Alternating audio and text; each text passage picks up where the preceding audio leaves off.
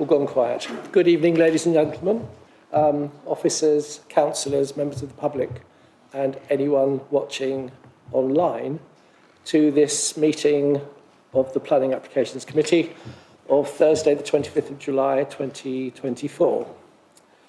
Item on the agenda number 1, apologies for absence. Thank you, Chair. We've had apologies from Councillor Kevin Thompson, who will be subbed by Councillor Ling Perrett, and apologies from Councillor Richard Wilson, who's going to be subbed by Councillor Nirmal Kang. Thank you. Item 2, minutes of the previous meeting, at which I was not present. Has everybody read those? Do you have any comments? Councillor Quinn.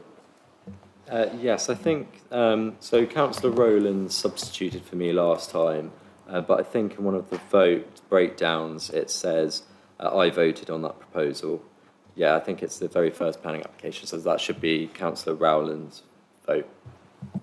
Okay, thank you. We can amend that, yes? Yeah. Other than that, is everybody happy that I sign these minutes? As amended.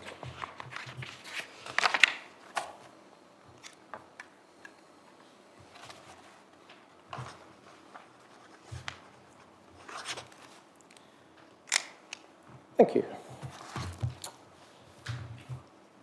Item 3, declarations of interest. Does any member have a pecuniary or non-pecuniary interest in any of the items up for discussion? Councillor Wheeler? Thank you. I think alongside with everybody, I've received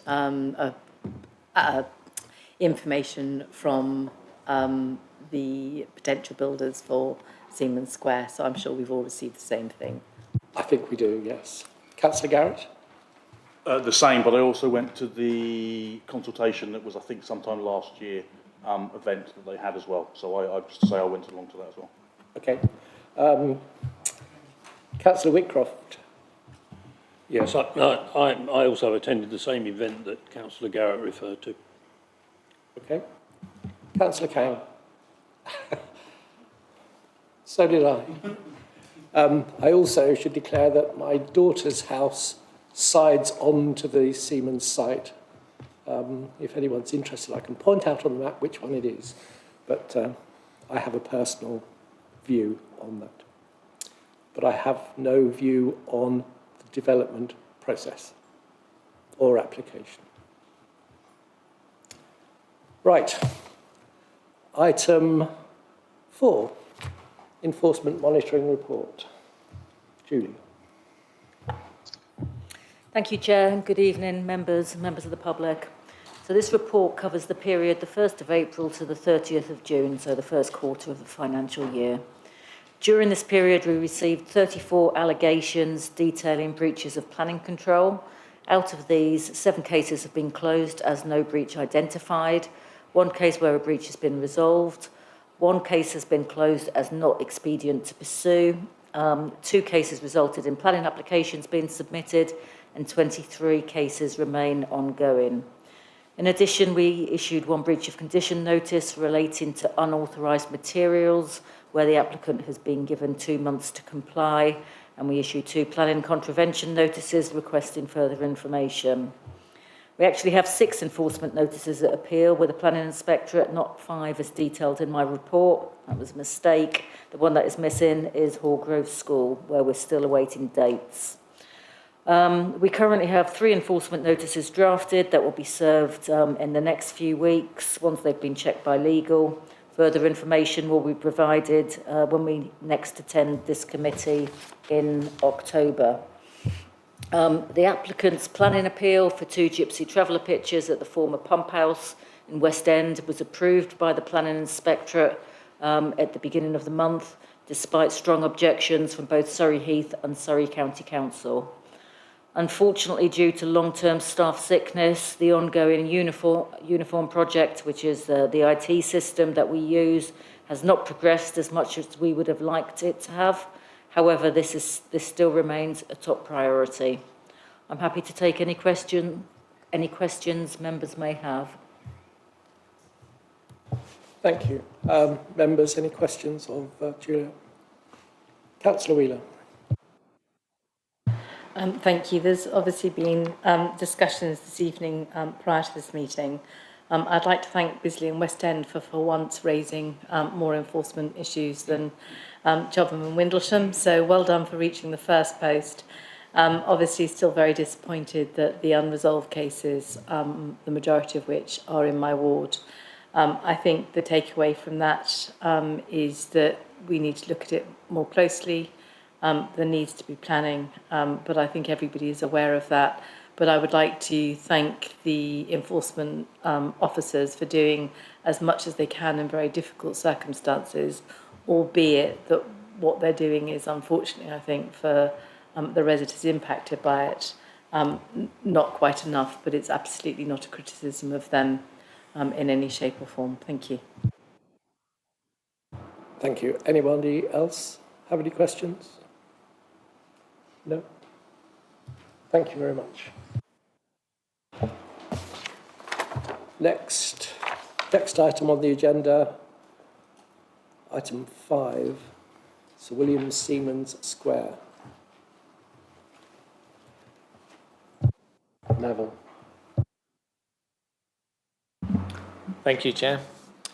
Item 5 relates to application reference 240116 at Sir William Siemens Square, Frimley, G16 8QD, for full planning permission for the demolition of the existing buildings and the erection of 170 residential dwellings with associated car parking, landscaping, drainage infrastructure, vehicular and pedestrian access and on-site open space. I refer members to the update sheet. There are a few minor amendments to various paragraphs in reference to the biodiversity net gain figures, the date of vacancy of the site, and the travel plan being secured by Section 106. An additional consultee response was received from Surrey County Council Minerals and Waste team, who ultimately raised no objection. An additional representation has been made in reference to the existing tree branches on site which need to be cleared. Condition 2, which refers to the plans list, has also been updated to accurately reflect the revision numbers. Whilst following the submission of the biodiversity net gain assessment and metric table, condition 6 is no longer required, with the biodiversity net gain set out in this document secured by the legal agreement. The application site relates to a plot of land approximately 2.1 hectares in size, situated on the southern side of Chobham Road, within the settlement boundaries. The site falls within 2 character areas, with the mixed and commercial character area found to the front of the site on Chobham Road, which is in part characterised by mature street-lined trees, and the remainder of the site falling within the post-war open estate character, which is characterised by a tighter urban grain of development of linked detached 2-storey properties. To the north, we have the Grove Primary School. To the east and south of the site are residential development, largely comprising of terrace and linked detached properties, whilst Marconi's Park, which is home to Frimley Cricket Club, as well as having football pitches and a playground to the front of the site, is found to the west. The boundaries of the site all benefit from mature tree planting, with TPO trees found to the south and southwestern boundaries of the site. The site comprises 4 large 3-storey flatted office blocks situated around the central plaza, with a single access off Chobham Road. It's largely hard landscaped, with parking areas found around all the buildings, including to the front and rear of the site, having approximately 500 spaces, which includes a multi-level car park towards the rear of the site. The site is identified in the Council's Strategic Land Availability Assessment as a deliverable site for housing. The site has been vacant since February 2022. The 2 images at the top show the access off Chobham Road. We can see the mature planting and the verdant character of Chobham Road here. The 2 images in the middle show views between the flatted blocks either side, with the image to the left taken from the front of the site and the image to the right taken from the rear of the site. This illustrates the view through the middle of the site. The 2 images to the bottom show the separation from the eastern and western boundaries of the site respectively. With the eastern boundary, we can see the mature existing planting, as well as the high wall, which illustrates the land level difference with the properties to the east, which sit on higher land. The image to the right shows the short separation of the existing building with Marconi's Park boundary.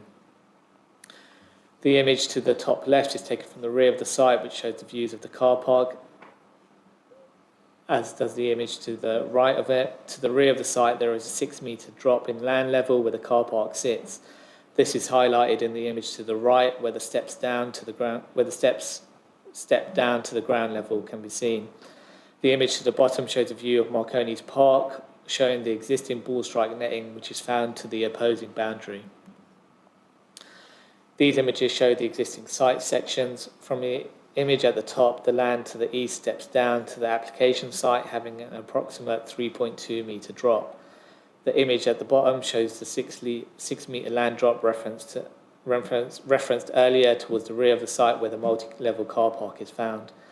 The existing buildings have a maximum height of up to 15.4 metres, whilst relative to the nearest residential development, there is a minimum 21 metre separation distance.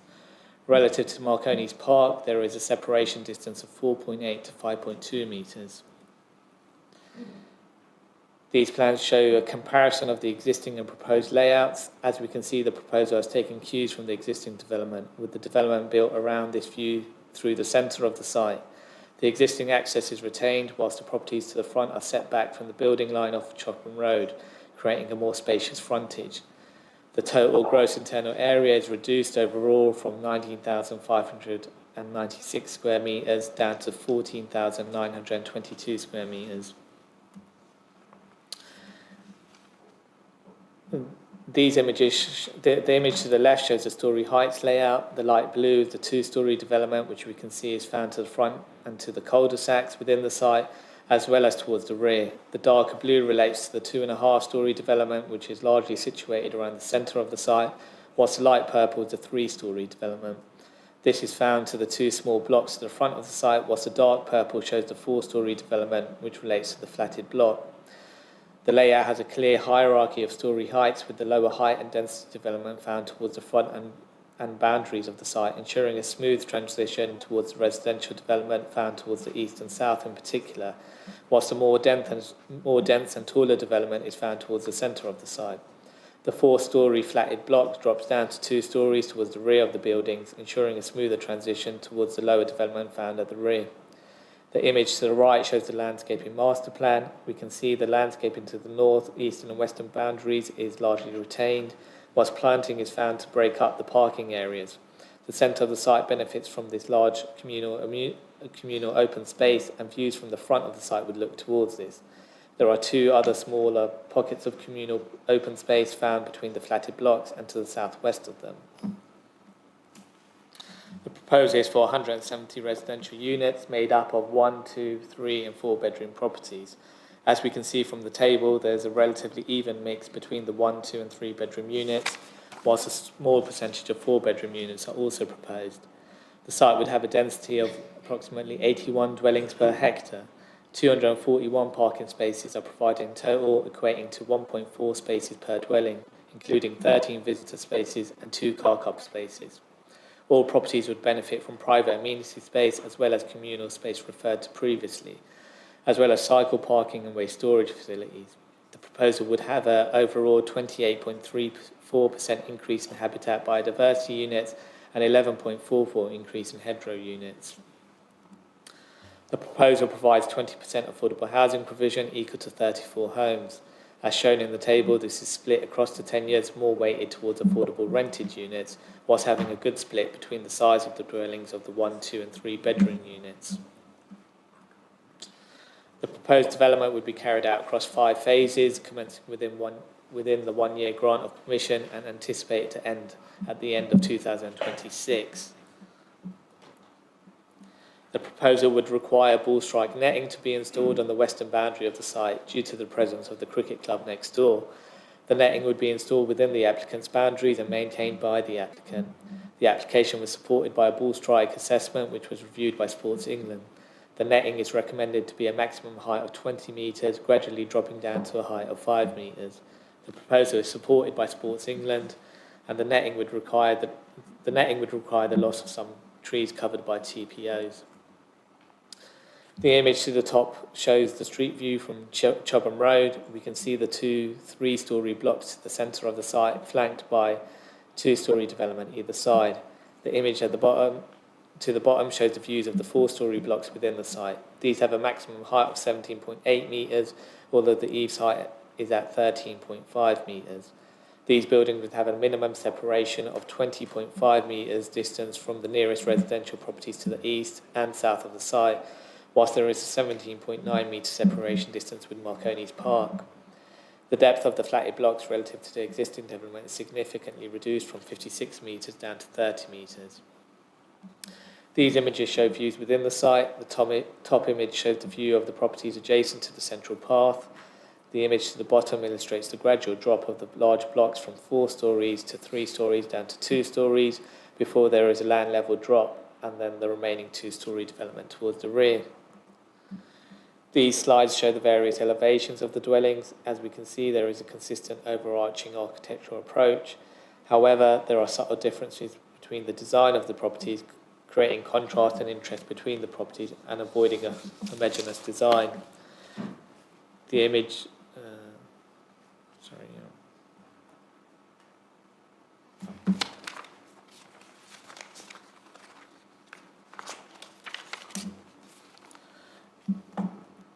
we can see the differences in the roof designs, the porch canopies, the bay features and the fenestration design. This shows the elevations of the flatted blocks. The proposal utilises inset balconies and windows together with contrasting brick detailing, creating texture and depth to the elevations. The overall massing is broken up through the roof design and the detailing. The proposal is identified within the Council Schlar as a deliverable site for housing within the 5-year plan period. It would result in the redevelopment of a vacant brownfield site that is not designated as an employment site. The proposal optimises the use of the land, delivering much-needed housing in the borough through a range of housing types, contributing towards a diverse and balanced community.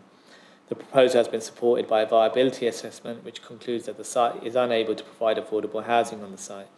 Considering typical development profit levels, however, the applicant has taken a commercial decision to take a reduced level of overall profit, 5%, to deliver some level of affordable housing, which provides a split across 10 years weighted towards affordable rented units. The proposal is supported from my colleagues in planning policy and housing and is therefore considered acceptable in principle.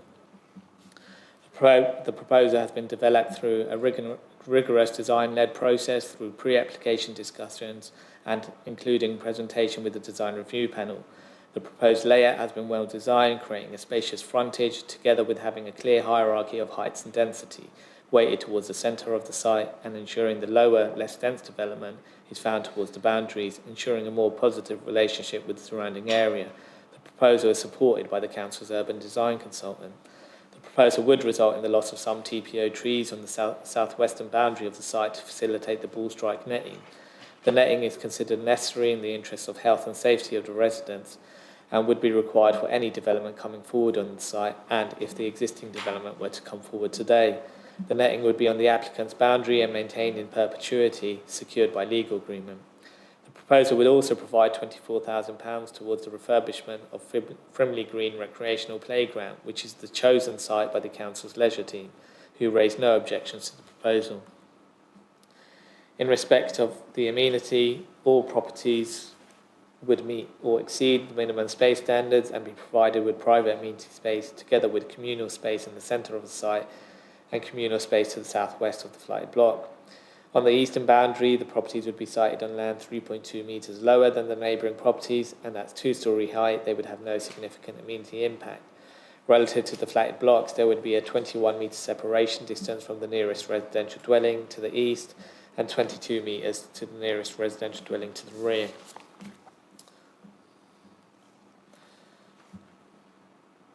Whilst the existing site is vacant, consideration needs to be given to the lawful use of the site. Relative to this, the proposed development would have a reduced level of overall two-way trips, including reduced level of two-way trips during peak hours. Vehicle, cycle and EV charging provision would all be provided in accordance with Surrey County Council standards, which includes 14 visitor spaces and 2 car club spaces. The existing access is retained, which is considered acceptable and appropriate. The proposal will also contribute towards highway improvements of the crossing facilities and 2 bus stops in the locality. Draft Section 106 illegal agreement is being progressed and would secure the following contributions: £42,500 towards public transport vouchers for each dwelling, £6,150 towards travel plan auditing fee, £8,500 towards car club vouchers, £24,000 towards the refurbishment of Frimley Green recreational playground. There'd also be non-financial contributions in the form of a minimum of 2 car club vehicle spaces being retained for a minimum of 5 years from the first occupation of any dwellings and all associated costs, 2 years of free membership of the car club for all new first-time occupiers of each dwelling, securing detail of the ball strike netting and for the netting to be managed and maintained in perpetuity, affordable housing provision for 20% overall, 34 units, split between 9 shared ownership units, 17 affordable rented units and 8 first homes. There would also be a biodiversity net gain in excess of 10%.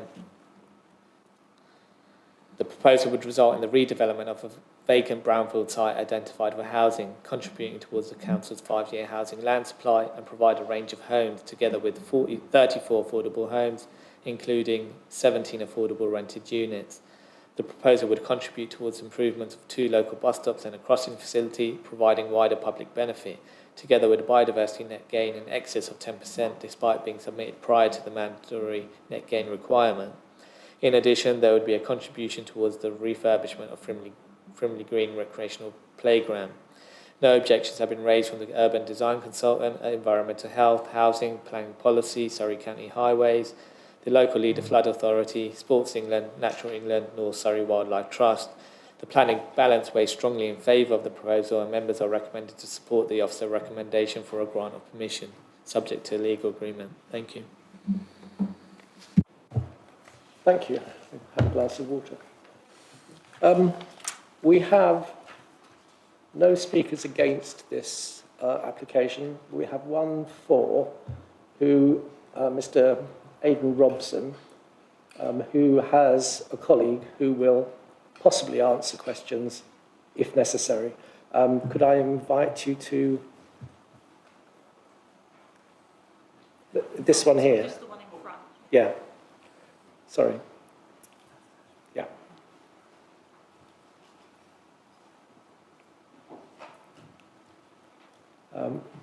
You will have 4 minutes. We're trying out a new clock on the screen. Hopefully you'll see it. But when you've got a minute to go, normally we remind you. And the time starts when you're ready. Press the button on the red light. Thank you, Chair, members of the committee. I'm Aidan Robson, Associate Director of Planning at Miller Homes, and I'm pleased to present our application for the redevelopment of this brownfield site on the edge of Frimley. As members will know, developing brownfield sites such as this will ease pressure on greenfield and greenbelt sites. This project represents the culmination of a long and detailed process during which we have engaged extensively with the local community and key stakeholders. Miller Homes is a nationally recognised privately owned house builder with a proud history of delivering high-quality homes since 1934. In fact, this year we celebrate our 90th anniversary, a testament to our long-standing commitment to building excellence. Our reputation is built on creating sustainable communities that people are proud to call home. Our proposal for the site includes a broad mix of 1 and 2 bedroom apartments and 2, 3 and 4 bedroom houses, providing a range of housing options to meet local needs. Despite the challenging viability position, we are pleased to offer 34 affordable homes on site. National policy to encourage brownfield development means it is not required to deliver any affordable housing as part of this proposal, but recognising the need in the area, Miller Homes is committed to providing these homes. This is a significant benefit of our scheme. Our commitment to quality is demonstrated through our proactive and collaborative approach throughout the pre-application process. We've held numerous meetings with officers and stakeholders and have greatly benefited from the insights provided by the design review panel. Their invaluable feedback has been integral in shaping a scheme that is aesthetically pleasing and highly functional. The public exhibition we hosted saw attendance from over 100 local residents and stakeholders, reflecting the strong interest from the community. Those we spoke to understood the need to bring the site forward for residential development, and feedback has been instrumental in refining our plans to ensure they align with local aspirations and address key concerns. We have worked closely with the neighbouring Frimley Cricket Club, your officers in the property team and Sports England to ensure the development of the site does not prejudice the ongoing use of the adjacent park for cricket. Furthermore, while not required, the proposal delivers a significant measurable net gain in biodiversity, well in excess of 10%. We do acknowledge there have been some concerns raised by residents about the local traffic situation. While traffic in the area can be challenging at times, it is important to recognise that the site has a lawful use as offices with the existing parking for over 500 cars. This is the baseline position on which the site must be assessed as agreed by the Highways Authority and your officers. Detailed modelling agreed with the Highways Authority shows that the proposed residential development will reduce the number of vehicle trips at peak times compared to the current use. New residents will benefit from a bespoke travel plan supporting sustainable modes of travel like walking, cycling and public transport. A new car club with 2 spaces will offer residents a flexible alternative to owning a car, and Miller Homes will upgrade local bus stops to make bus travel easier. Residential development of brownfield sites like this, close to facilities, jobs and public transport, enables residents to make sustainable travel choices and reduces reliance on private cars. The suitability of the site for new homes is also demonstrated by its draft allocation in your emerging local plan. At Miller Homes, we take great pride in our track record of delivering sustainable, high-quality developments. This project is no exception and will significantly contribute to the local area, providing much-needed housing, while transforming a vacant brownfield site into a vibrant residential community. In conclusion, I'd like to emphasise our unwavering commitment to excellence and our dedication to delivering a development that we will all be proud of. We're confident that this scheme will be a valuable addition to the community, enhancing the local environment and providing a range of high-quality homes. Because of this, I urge you to support our application. Thank you for your time and consideration. Perfect timing. Thank you very much. Members, do you have any questions for Mr. Robson or his colleague, Mr. Billington? Councillor Wheeler. Thank you, Chair. It's just one question. Within the officers' report, and it may be that I need to go back to the officers for this and not you, it says that some of the flatted developments, the ground floor flatted developments, particularly in C block, do not have the correct level of amenity space, which is defined in our residential design guide. Could you tell me how many, please, and what percentage that is?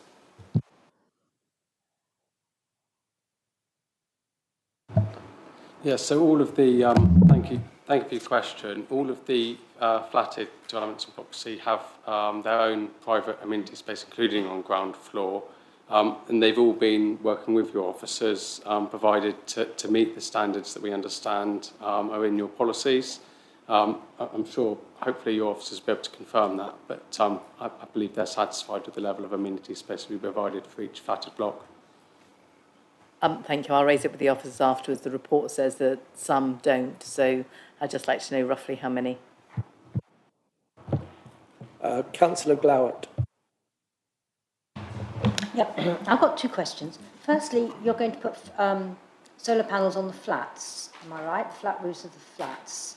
And I just wondered, had you thought about having solar panels on the other houses as part of your sustainable housing policy? So did you have 2? Did you want me to And answer the that second first? question was, it's just a matter of interest, because if I've read it right, you've got phases for development, and the final phase is the one furthest away from the road, which means when you're developing that, all the building work's going to have to come through the whole estate, which seemed a bit not that sensible. Thank you. I'll come back on that. So in terms of the solar panels, we've assessed the total need. Predominantly, they're going to be on the houses, which obviously they have sloping roofs. So we will be providing those on the houses predominantly. In terms of the phasing, that just shows in terms of how, that doesn't necessarily show an order, that just shows each phase per se, so how which elements would be built at each time necessarily, so it doesn't actually show the order in which the development will come forward. So the apartment blocks, as you can imagine, would like to be starting relatively early because they'll take quite long to get the cores up. But that's just to give you an idea and a flavour to understand of the individual phases within the development itself. Councillor Kane. There is a demand for new housing. But just for clarification, the applicant actually is Miller Homes and University Superannuation Scheme Limited. Is there is that a silent partner, or do they have first dibs of purchasing any accommodation there? And secondly, if this scheme was to go through, would there be covenants that there would be no sort of commercial sort of purchase of flats where Airbnb could be used? Regarding the first question, more or less a silent partner in terms of USS. That is the entity that we're purchasing the site from. So we will be unconditionally exercising the purchase of the site following, if you are minded to grant planning consent and the Section 106 is entered into. In terms of the Airbnb question, I can't personally answer that because that'd be more of a planning matter with your colleagues, or unless Nick can come in. And in terms of individuals who are occupying those properties, that's more. I think that's more of a planning legal question. I'm not. I maybe just add as well that obviously in terms of the use of the buildings, they'll be for residential C3 use, so it will be. It's not really a planning matter as to what the future occupiers do with the properties and how they use them. That would be down to, if they're used for sort of holiday lets, things like that they do obviously need an application for the change of use for that stage. New homes can include conditions that any new owner cannot let it out to, on those conditions, Airbnb. Through the mortgage company.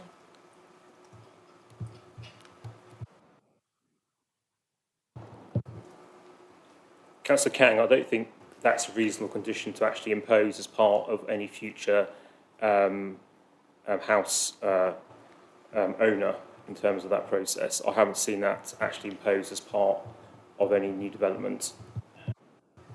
I actually went to a developer in near Taplow, Maidenhead, and that was one of the conditions that when they sold those flats, that the owner could sort of let it on a short-term assured tenancy, but they would not be able to let it out through an Airbnb. There was a condition, I think it was about 5 years on there.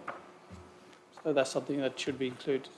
I mean, I'm not familiar with that case, so I can't really comment on that. So, but I'm giving advice to the committee in terms of the condition. That is not a reasonable condition to impose as part of the planning application. Thank you. Councillor White.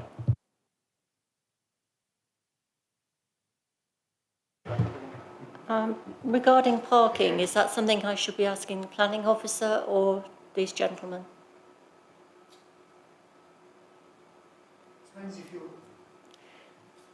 Depends if you're seeking a point of clarification specifically from the applicant, but if it's a wider question about the parking allocation on the site and the standards, etc., that's something that officers can answer.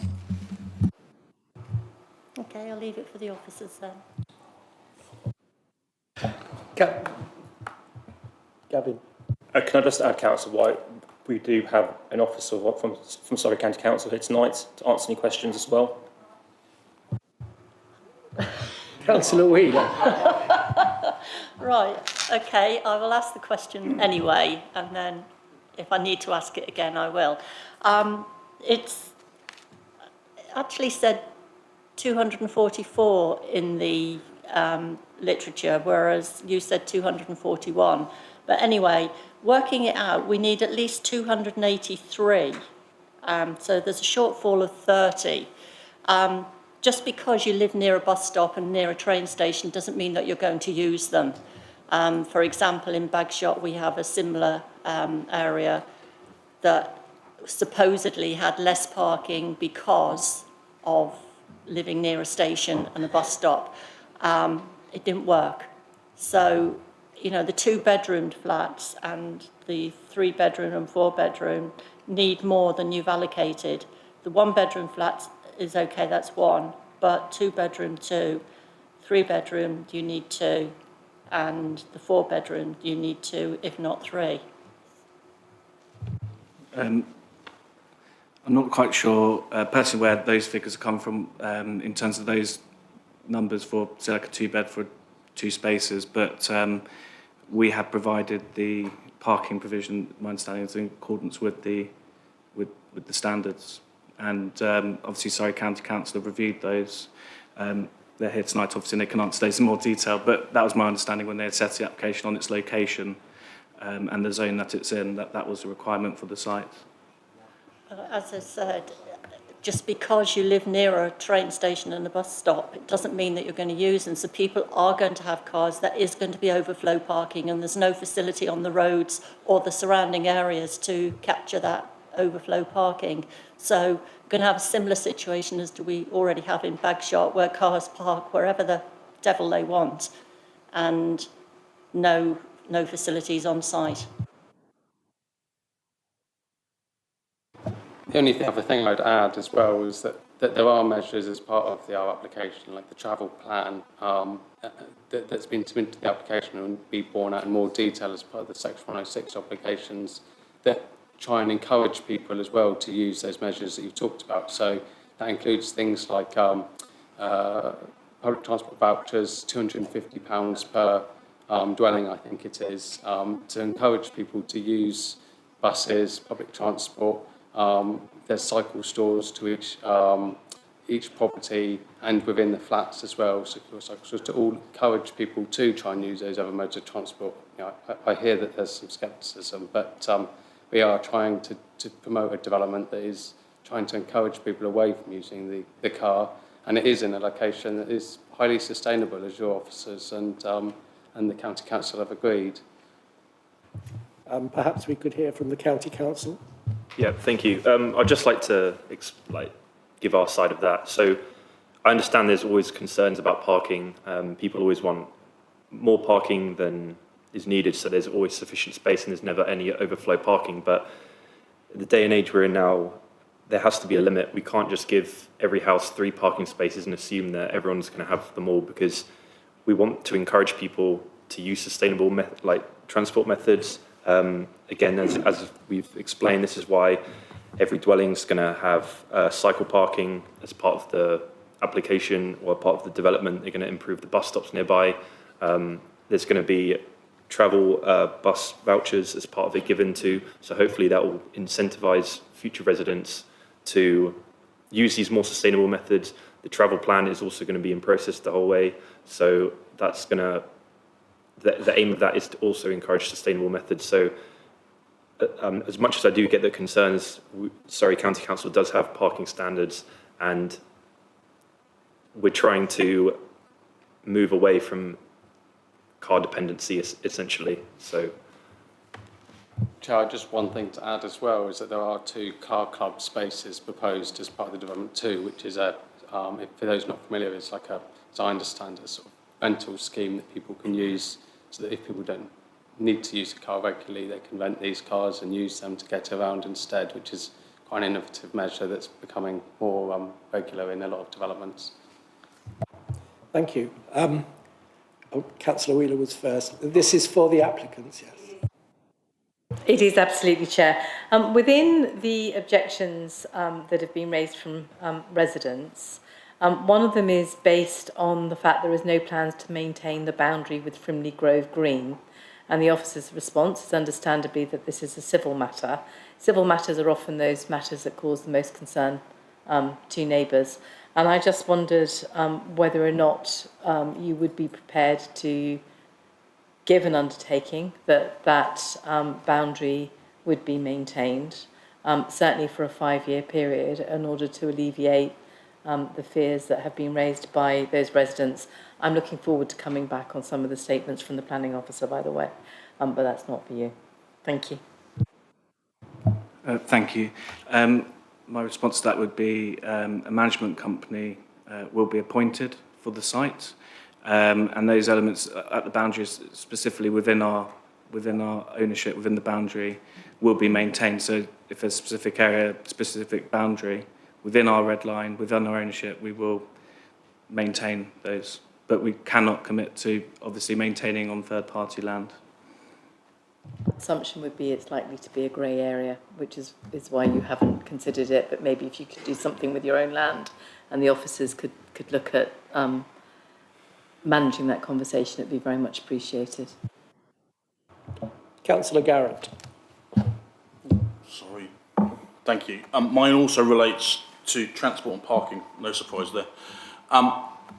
241 spaces divided by the accommodation equals 1.35 spaces per accommodation. 72.35 of the units are more than one bedroom. That maths doesn't work. I know we're using the percentages that county give us, but as already highlighted, if that's all the spaces we've got, there is nowhere else people can park. And I have concerns, as we have seen throughout the borough, and I have continually mentioned in this chamber, that there is suddenly going to be parking on the roads, which I'm pretty sure none of the residents want. I know your point of view, and I know you've given it, so I just wanted to make my point. The paper says 1 car club. You said in the presentation 2. Okay, so that's fine, it says 2. And just on the voucher, so that's 1 voucher per person or 1 voucher per accommodation, because if you work out the value, if you do a return trip at the moment, there's £2 each way. So basically that works out about the voucher equates to 1 return ticket per week per person. Okay, so if this person is working 5 days a week and they're only going to use the bus 1 day a week, I'm just assuming they're working at home for 4 days a week, pretty much sure that's probably not the case. So and the concern with that, so I know we're trying to get people on the buses, but I'm just looking at those figures. It's all well and good saying we're going to give everybody 250 quid, but that's only 1 trip a week. And then is that for 1 year, or is that for in perpetuity, or for 2 years or 3 years? So after the first year, they haven't got the incentive to use the voucher, so they haven't got the incentive to use the buses. Thank you.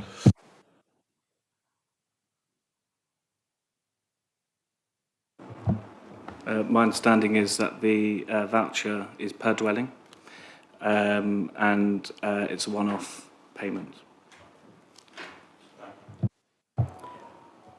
Councillor Quinn.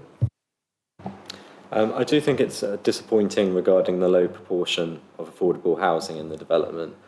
Our report says the proposal provides below the usual policy compliant level of affordable housing. That would be expected.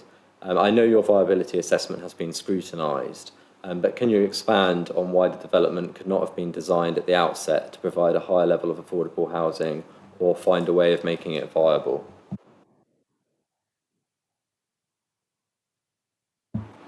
So one of the biggest challenges with the site, and any brownfield site like this, is that there's an existing buildings on site that require demolition and are more costly to build. That's why the government in the NPPF as it exists at the moment includes provisions that allow for reduced levels of affordable housing on sites with existing built form. But just even with that, Miller Homes have done their own viability assessment, has been checked by your council's independent consultants that's confirmed that the site's not viable to deliver any affordable. But in spite of that, Miller Homes have still determined that they want to deliver some affordable on the site. It's not your policy compliant level, but it is a significant level of affordable housing, 34 units, including half of which is affordable rent. I think that's a very good offer given the viability situation and given the national policy on affordable housing within the NPPF.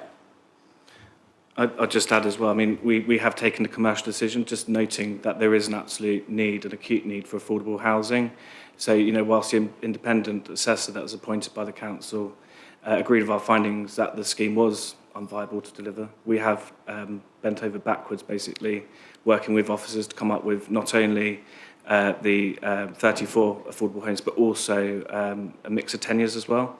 And the affordable rent won't just be the apartments as well, they will actually be houses as well, so for affordable rented houses, which again I think is very rare being delivered on a site such as this in the area. Thank you. Councillor Kang. With the increased number of residents, has there been any thought, plans, and this could be to the county council representative, to helping the local schools or increased school places?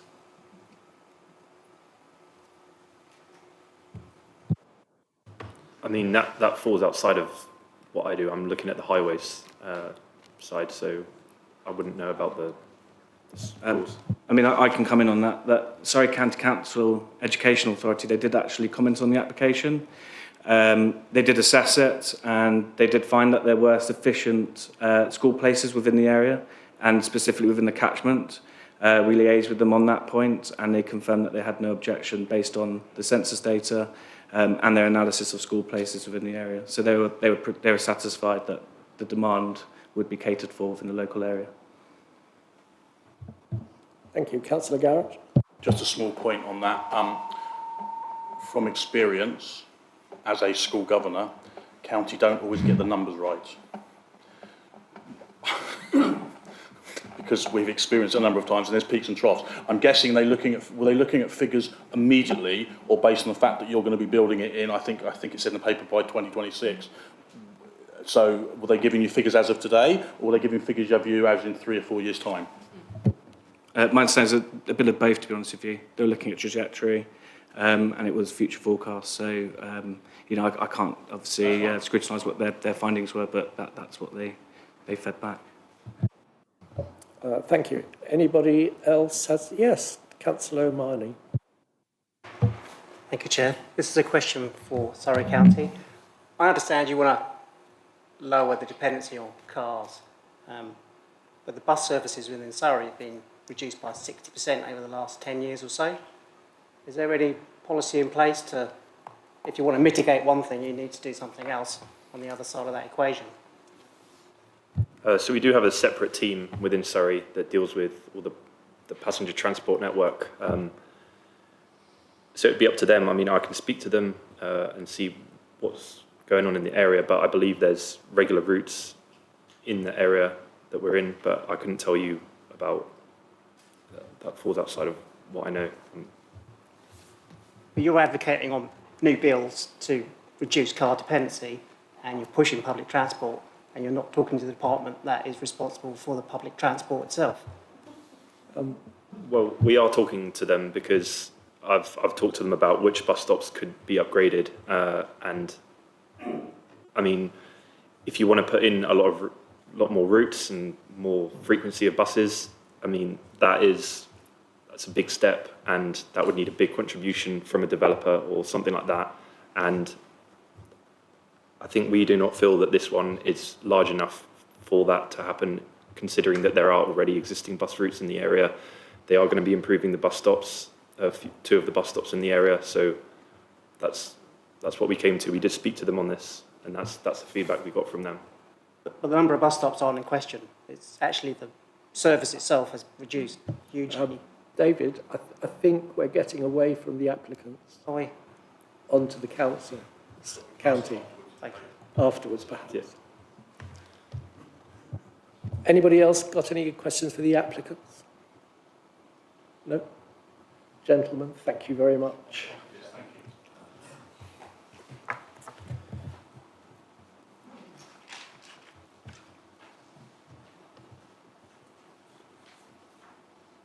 And now, Councillor O'Mahony, if you'd like to ask your question again. Of the officers. Councillor Wheeler was first.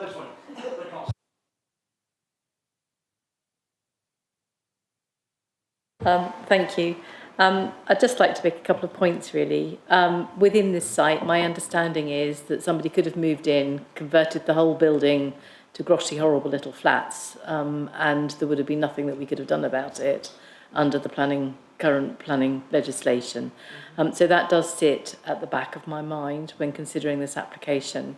To the point that Councillor O'Mahony has made, there's a horrible phrase about gilding something, which I won't repeat, but actually there's no point in upgrading a bus stop if there are insufficient buses to encourage people to use them. It's a bit like refurbishing a pub and then closing it down.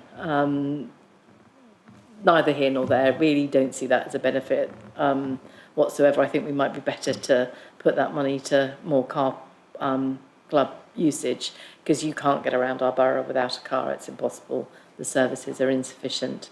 The other point is that a request to have as an informative, I appreciate we can't make it a condition, but an informative, that the applicant should be encouraged to deal with that boundary matter, the civil boundary matter, before we take a vote on it. So if that amendment could go in, please, then that would be very helpful. Thank you. Mr. Chinier. I think that's reasonable to attach that informative to the decision. Councillor Garrett. Thank you, Chair. I'm going back to the buses, I'm afraid, on the buses, that's a well-known sitcom.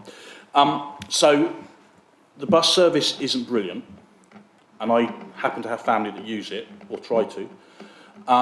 And we are suggesting that we don't need more than 1.35 parking spaces, and we suggest that people are going to use the buses, and we're going to give an incentive of using one ticket per week to do so, which means, as Councillor Wheeler has quite rightly said, much as we have this wonderful idea to stop people driving,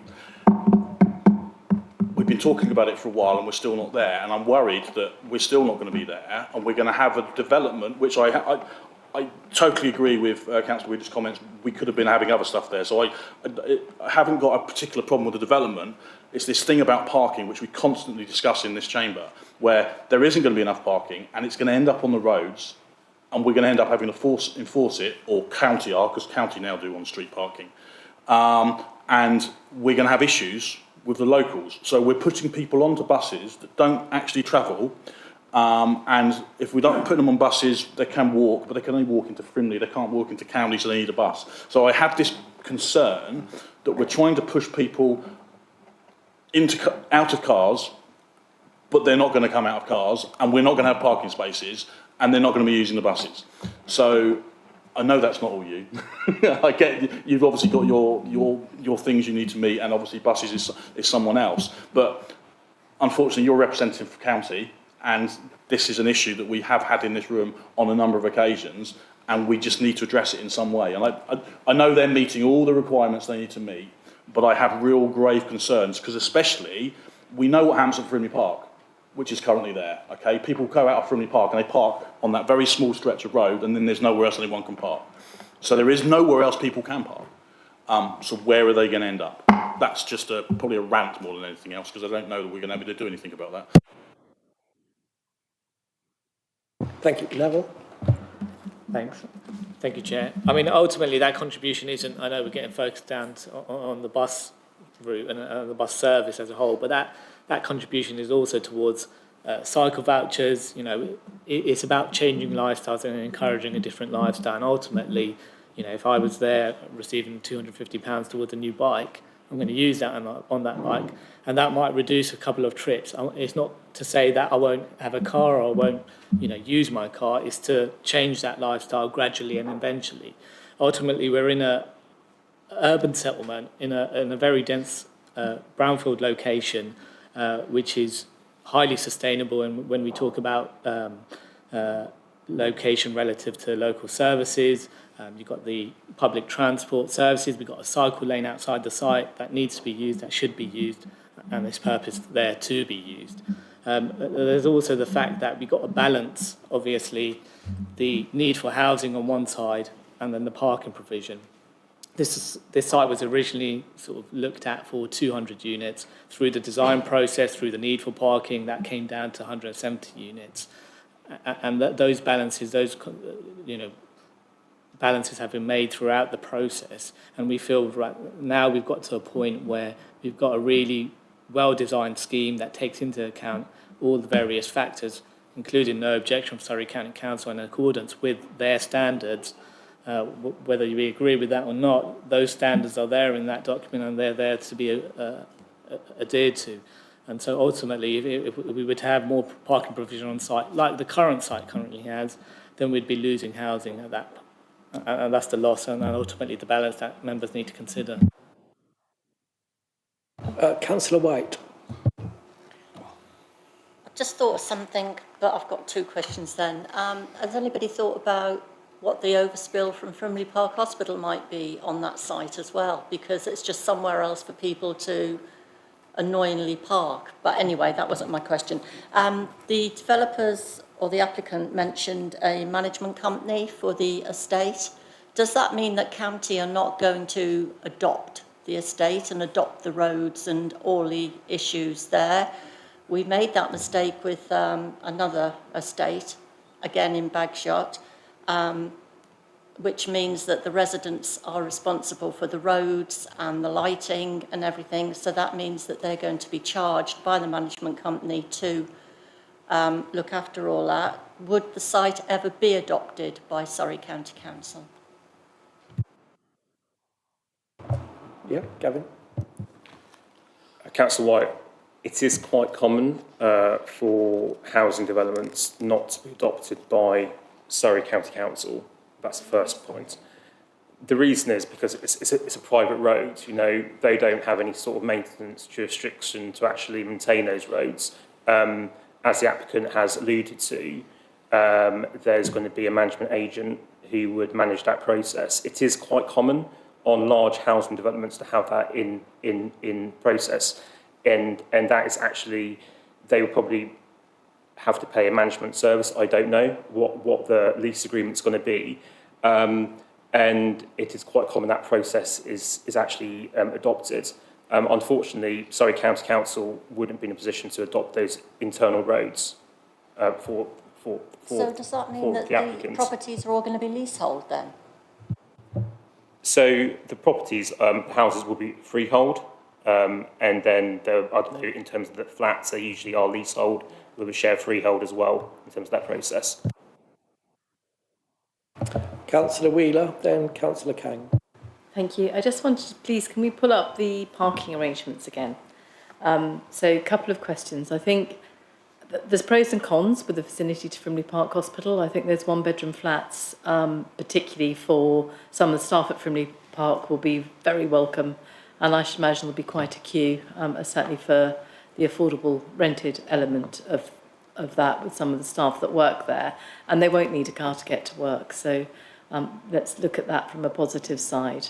In terms of the designation of the parking spaces, so trying to avoid future conflict, I think the point that's raised by Councillor White in relation to other people parking within that development is very high. Is there the opportunity to have the entrance to that property gated so that we avoid that element of pressure and dissatisfaction with parking? And that's twofold. Firstly and foremost, it removes some of the pressure. Secondly, it will remove some of the cost implications from additional vehicles. Mine weighs a lot. Parking in an area which will contribute to extra wear and tear. So we've got the officer here from Surrey County Council. I haven't looked at the displays. I haven't looked at it in that level of detail. But if there is any opportunity at all to have that as a gated development, I think there would be a huge advantage in doing so in terms of mitigating from what we understand is standard, which is based on average urban environments and doesn't take into consideration less urban variety environments, but is a county-wide policy, which I won't go on about. We know locally it's not sufficient, but I don't know if there's anything at all that we could do or if it's reasonable to ask for that from the developers in terms of the negotiation to try and future-proof the conflict, which we know from experience, from lived experience, is likely to occur on this site. And also, how are those parking spaces designated for the residents? And then the last question, which I did ask but I didn't have a thing back on, is what percentage of those ground floor flats is less than the required space in our RGA? Thank you. Just in terms of a general concept, in terms of design, about having a gated community, that's not really encouraged because it creates an us and them sort of picture, and it has that kind of fortress mentality. That's not really good design nowadays, and you want to be encouraging an open development. In terms of the the highways sort of factors, that's something which I'll pass on to Bruno to answer. Yeah, so as it's all going to be private, it's not going to be maintained by Surrey County Council. The enforcement of the parking restrictions will be down to the developer or the management team. That won't be Surrey County Council. Councillor Kane. As you're all aware, the house prices are shooting through the roof. Affordability for young couples, young families is really good. Can we place an informative, particularly for leasehold flats, that to hinder investors purchasing, and Airbnb is, I'll come to that early point, because those investors tend to increase the prices, local prices, and that is detriment to local families, particularly young people purchasing their first property. And what? The question for who? Well, can we have an informative? Is it possible to put place informative? Is it? I think we're getting involved in issues which are somewhat outside the planning system, which Mr. Chinia has already responded on. We can't really get involved in future allocations of those properties in that respect. I don't think it's reasonable to put an informative really on that subject either. That's outside the planning remit really. Gavin. Just come back to Councillor Weaver's point about the parking arrangement. I've noted in the report there's no parking management plan that could go some way to actually, control the parking layout and also a detailed sort of process which the applicant could agree to as part of that process. So that could be imposed if members are minded to grant the application tonight as part of the process. Yep. Presumably, if minded to do so, we would be granting it subject to the informative that the parking management plan should show designated spaces, and that we would be, despite the fact we don't want gated developments and an us and them situation, what we are setting up here is a future problem for the residents of that site, based on the experience that we have had with other similar sites within the borough, whereby parking is a nightmare, whereby it isn't enforceable. And although I appreciate, I'm somebody that would ban all fences if I could and just have low-level hedgerows, I can't. But I do think in this situation, particularly given the proximity to Frimley Park Hospital and the antisocial parking that we have as a result of the insufficient parking, and I know that Frimley Park Hospital may disappear completely in the next 10 years, but that's not the situation that we've got at the moment. The situation that we've got at the moment is extreme pressure on parking. And certainly, if I was the local member, I would have out all over social media the problems that I'm anticipating on this site if that wasn't agreed to.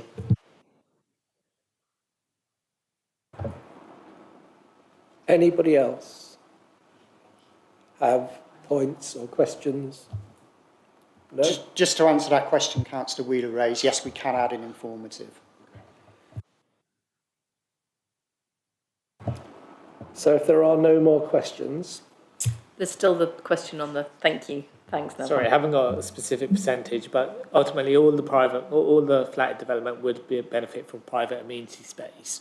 It's the ground floor units, the standard is for a minimum depth of 3 metres. There's about 10 units which don't meet that 3 metre, but they meet a 1.5 metre depth, which would be the same as the balconies above. Thank you, thanks for that clarity.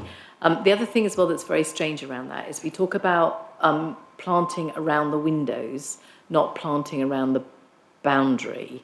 So it looks as though we are suggesting that we are marking off that private amenity space with a window box, not around the outside of the property, or unless I'm reading it in a very strange way, which is quite possible.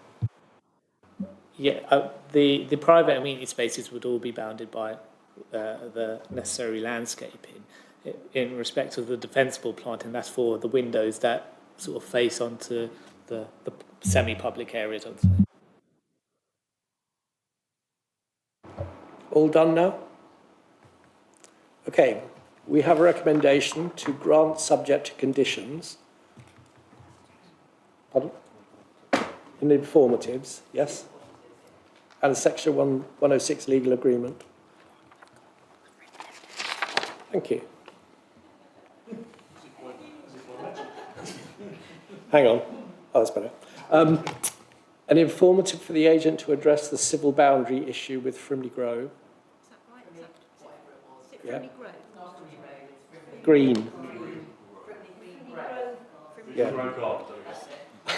No, it's not. An informative for a parking management plan to be developed.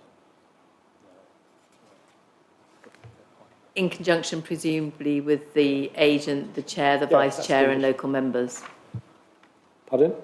I said in conjunction, presumably, with the chair, the vice chair, the normal applicant, and local members. Yeah. Given that, the recommendation is to grant. Do I have a proposer for that? Councillor Omani. A seconder, Councillor Wheeler. All those in favour?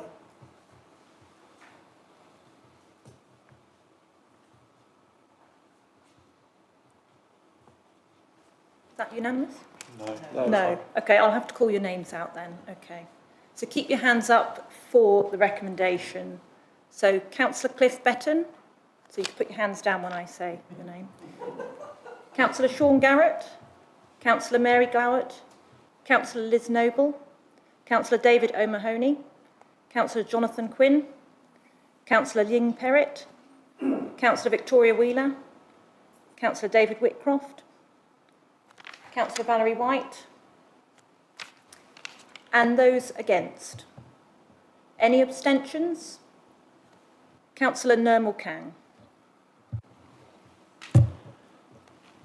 I think that means the motion is carried. Thank you very much. Moving on to, it sounds like Vicar of Dibley, doesn't it? Application number 230229, the Alpha Suite at Lucas Green Nurseries. Neville, is that Gin in there? Thank you, Chair. The application site relates to the Alpha Suite at Lucas Green Nurseries on Lucas Green Road in the West End. The proposal relates to the partial change of use of Unit H to a sewer generous use for a dog and cat grooming salon and associated parking. The wider Lucas Green Nursery site has a lawful use as a horticultural nursery and is situated on the southern side of Lucas Green Road. The site sits outside of the settlement boundaries, situated within the Greenbelt and in the flood zone 2. Various companies occupy the site unlawfully at present, including the current proposal, and the application is therefore retrospective.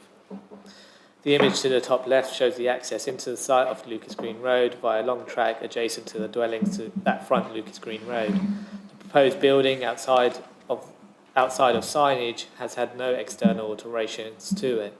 2 informal parking spaces are provided to the front of the site. Internally, the unit benefits from a short reception area, behind which the cat and dog grooming operations occur, as you can see in the image to the right. These images show the pre-existing plans, with only part of the unit being converted as part of the proposals. The business seeks permission for operational hours between 8 a.m. and 6 p.m. Monday to Friday, and 9 a.m. and 1 p.m. on Saturdays. 2 staff operate the site, with the business plan setting out that there are a maximum of 2 pets every 2 hours. Appointment times are staggered to assist with the handling of pets and avoid overspill. The site is not designated, and the proposal brings a current vacant building back into use with no external alterations or structural changes required to the building. The business is one of very low intensity, with only 2 pets groomed at any given time over a 2-hour period, with customers picking up and dropping off their pets. Given the limited amount of space within the building, it is not in the interest of the applicant to have pets or customers on site for any period longer than required. No objections have been raised from Surrey County Council, who considered that the development would have an overall low intensive use. The proposal is therefore recommended for approval. Thank you. Thank you. We have potentially 4 speakers on this item, 2 for and 2 against. Could I ask Ms. Helen Loney?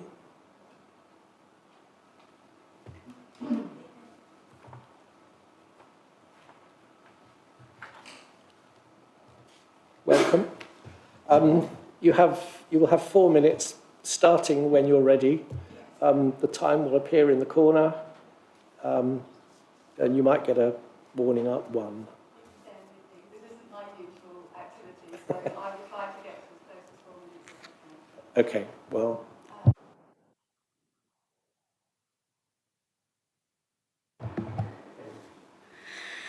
As a resident myself, I represent a community action group of 75 plus residents living on Lucas Green Road, Ford Road and Priest Lane, who are all impacted by the proposed planning applications at Lucas Green Nurseries.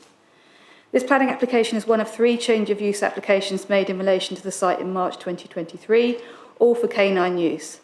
Residents asked for the cumulative impact of all 3 applications to be considered at the same time, but the other 2 applications were still waiting to hear 16 months later.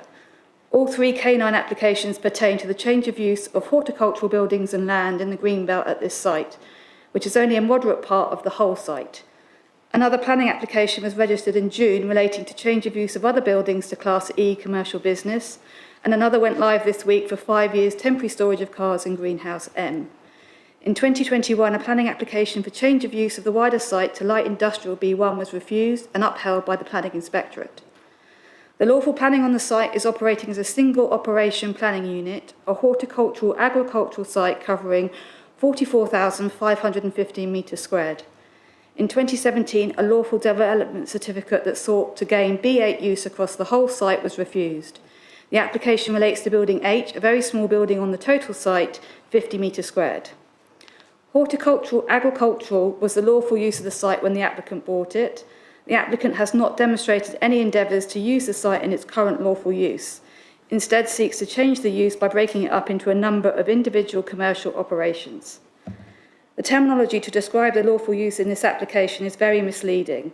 Building H is horticultural agricultural only, no B8 storage, and is not a mixed-use site. This application should be looked at purely in respect of change of use from horticultural to sui generis. The application alludes there is a link between agriculture and canine activity. The definition of agriculture is horticulture, fruit growing, seed growing, dairy farming, keeping of livestock, the use of land for grazing. Canine activity is not linked to agriculture, therefore this change of use should be viewed like any other development. Dog grooming is a commercial business, with many dog owners residing in urban areas, therefore infers an increased level of urbanisation, which is contrary to Greenbelt policy. This is a rural site with the openness and character you would expect from its location in the Greenbelt. This application and the cumulative urban sprawl from other planning applications under review on this site is inappropriate development, and no very special circumstances exist to outweigh the harm to the Greenbelt. This should be a reason to refuse this planning application in support of policy DM1 in relation to the harm that could be caused conflicting with wider Greenbelt objectives. Greenbelt is there to protect the rural setting and special character of the area. This application does not enhance the character. The site plays a role in separating the 2 villages of West End and Bisley from merging into one another and provides a green corridor for wildlife. The area serves to connect the heathlands of Chobham Common with Bisley Ranges. It's a special space, amplified by the proximity to the Thames Basin sites of special scientific interest and within 400 metres of the SPA. Allowing any urbanisation of the site and seeking precedent for commercial use is therefore materially significant, even with this moderate building size. NPPF policy adds weight to what is and not appropriate. Although the NPPF is based on a presumption in favour of sustainable development, it specifically excludes inappropriate development in the case of SPA and SSSIs. 180B development on land within or outside sites of special scientific interest and is likely to have an adverse effect on it should not be normally permitted. The applicant's piecemeal approach to changing the use of the site puts it in danger of materially impacting the Greenbelt, character and SSIs. We urge you not to take a narrow interpretation of this application, but refuse or defer to consider the wider picture and other open planning applications on the site to assess the cumulative impact. I'm done. Thank you.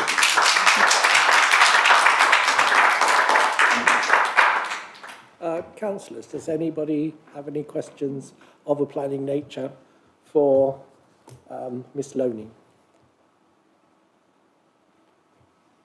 No? Thank you very much. Thank you. Now could I ask Ms Catherine Chesson-Lawrence?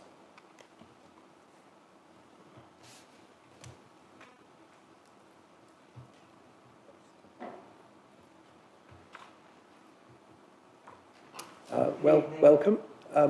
Again, you'll have 4 minutes. The button's on the front. Time starts when you're ready.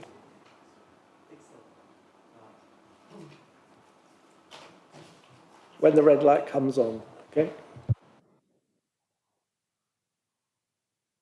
Residents and myself as a neighbour to the site remain extremely concerned about the impact of increased traffic on Lucas Green and Ford Roads caused by the proposed change of use at Lucas Green Nurseries and the ongoing concerns relating to highway safety. The same reason SHBC refused planning in 2021 and upheld the planning inspectorate on appeal.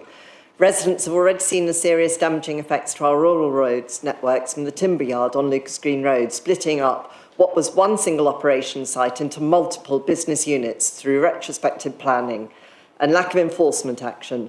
We cannot allow this same thing to happen at Lucas Green Nurseries. In 2022, the Planning Inspectorate noted the importance of looking at the impact of traffic relating to the whole site, not just the narrowly defined number of buildings in the application in question.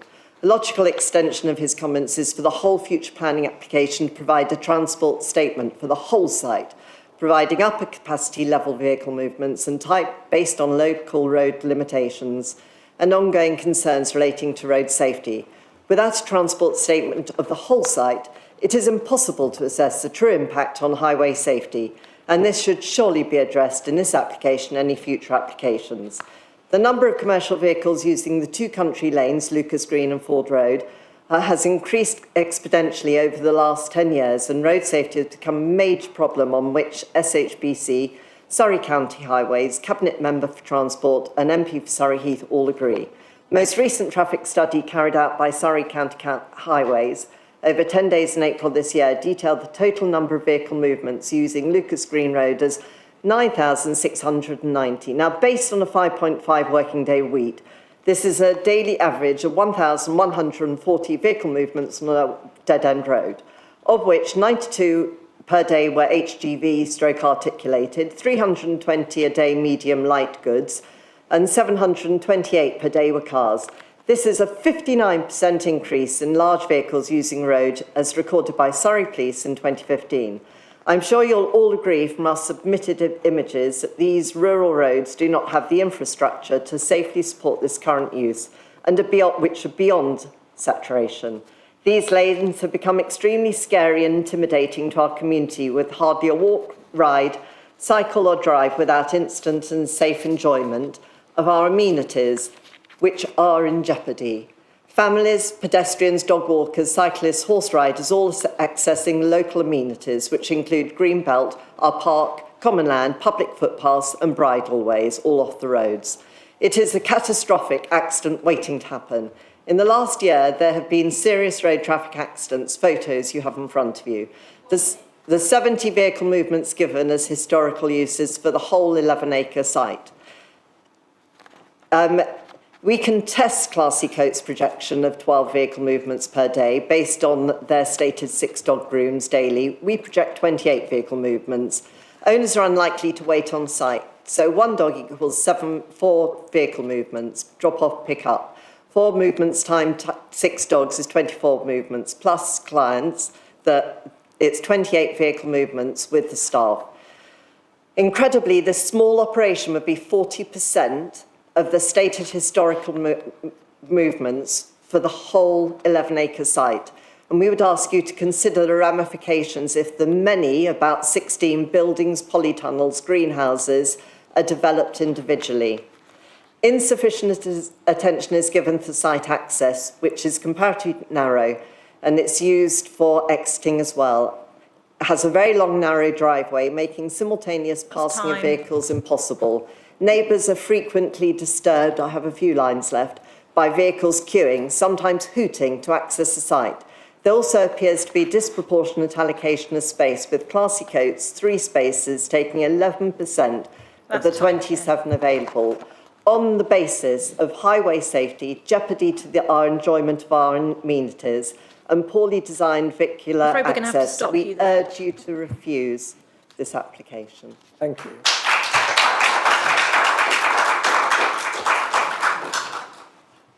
Members, any questions for Ms Chesson Lawrence? No? Thank you very much.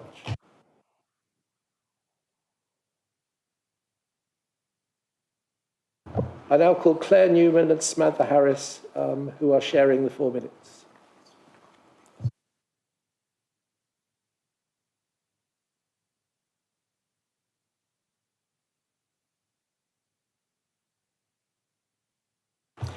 Welcome.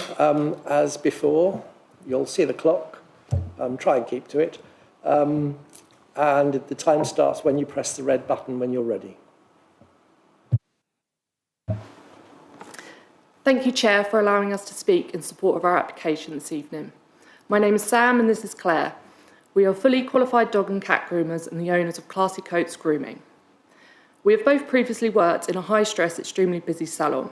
We wanted to start our own business in West End as the area has very little dog and cat grooming facilities, and what with being so close to the Heath and so much dog walking in the area, it is a much-needed service. Our unique selling point is that it is not a loud, manic salon with multiple dogs lined up waiting to be groomed. Instead, we want to provide a calm and quiet environment on a one-to-one basis.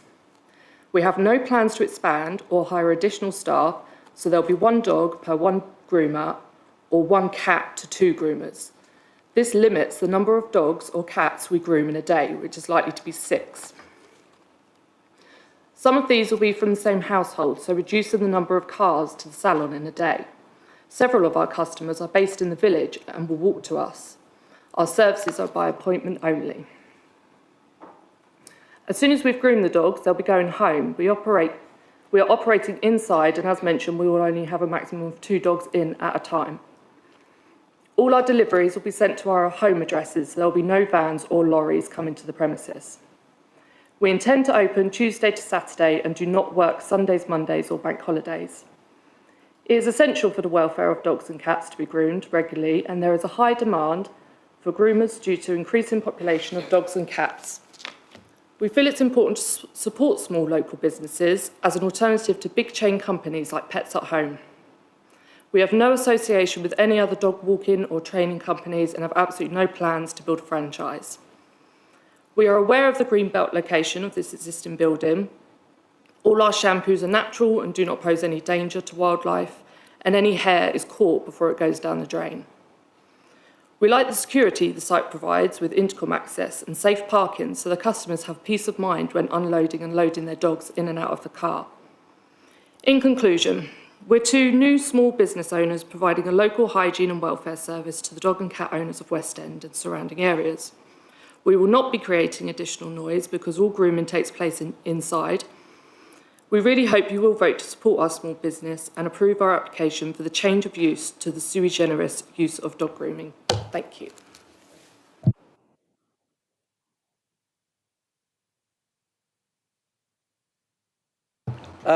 Members, do you have any questions for these ladies of a planning nature?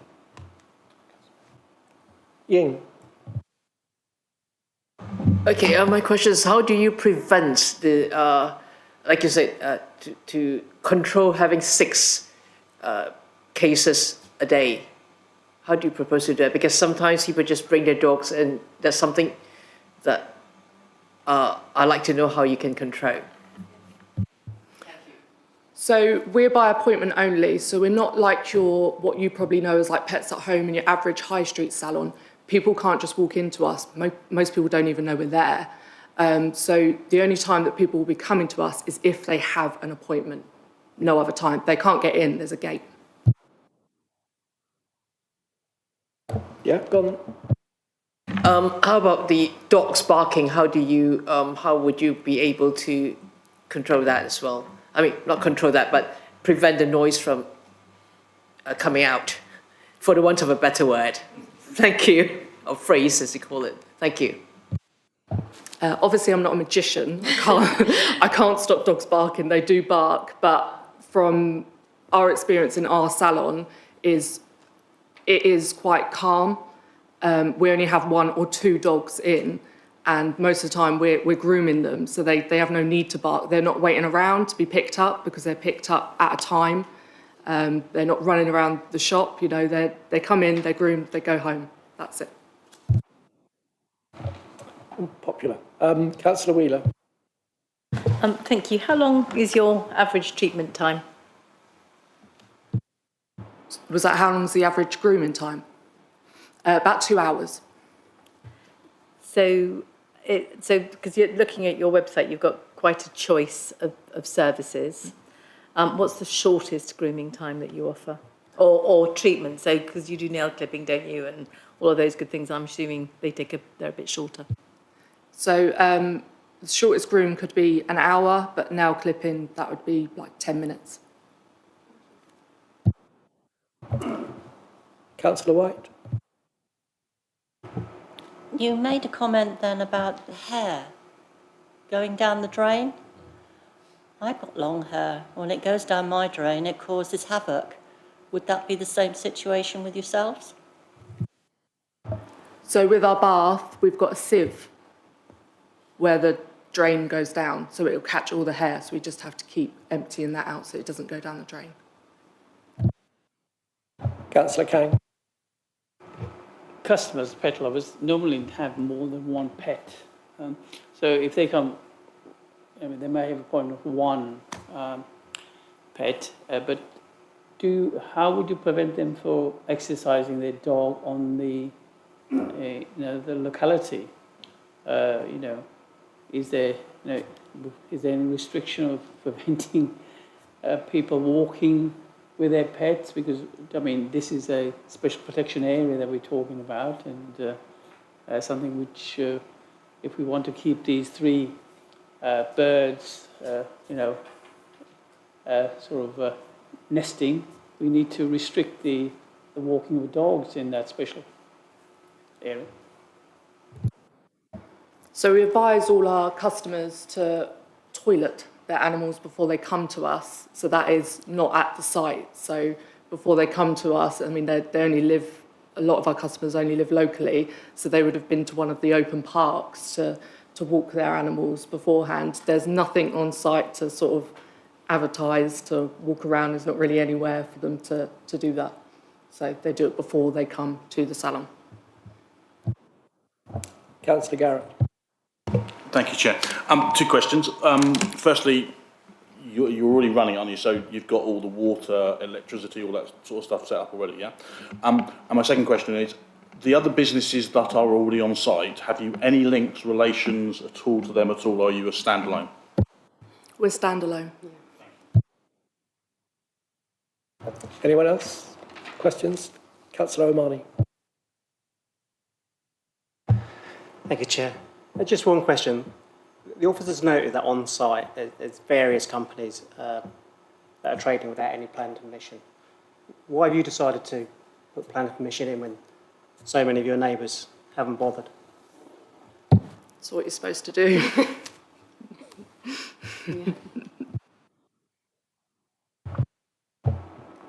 Any more questions? No? Thank you very much.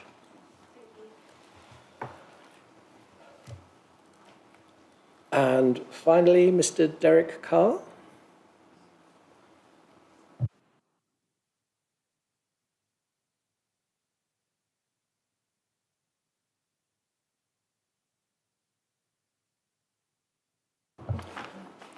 Welcome.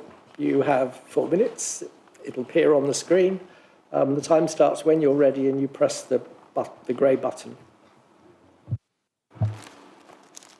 Good evening. Thank you, Chair. Thank you to the committee and thank you for the opportunity to speak to you for a few minutes. My name is Derek Carr and I am a customer of the applicants Claire and Sam, and I'm also speaking on behalf of myself and a number of other customers who also support this application. I do have their details if necessary. I live in West End and I regularly have my standard poodle, Scylla, groomed by Claire and Sam. Claire and Sam are extremely professional groomers with lots of experience and who take an immense pride in the dogs they look after and groom. They've established a great reputation within the village and close by. I visit the premises on a regular basis, and it is always quiet and well organised, with no more than 2 dogs at any one time in the premise, which you heard earlier from Sam.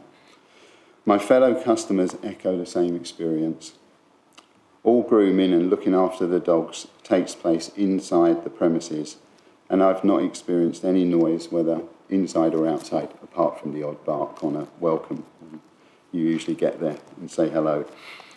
As I am a local resident, I walk my dog to the premises, as many local customers do.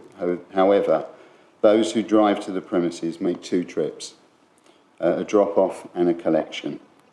From my own experience and those of my fellow customers, I have only seen private cars dropping off and collecting their dogs, not vans or lorries, which could be the case with the use of the premise for agricultural and storage. Car parking for customers is readily available directly outside the premises. I feel that this application should be supported along with fellow customers, as there are no noise issues associated with the grooming activities, which, as I mentioned earlier, all takes place within the premises. Vehicle traffic is limited by there only being a maximum of 2 dogs at any one time, and assisted by locals walking their dogs to the premises. Please support this application, as Claire and Sam are an asset to West End and provide a valuable service, and it is great to see new business owners working professionally and efficiently to support their customers and the local area. Thank you very much. Thank you. Members, any questions for this gentleman? Oh, sorry, you were hiding. Councillor Yeo. My question is not quite, but it was out of curiosity, which I missed asking, or I didn't think of it at that point of time, is how long has this business been running?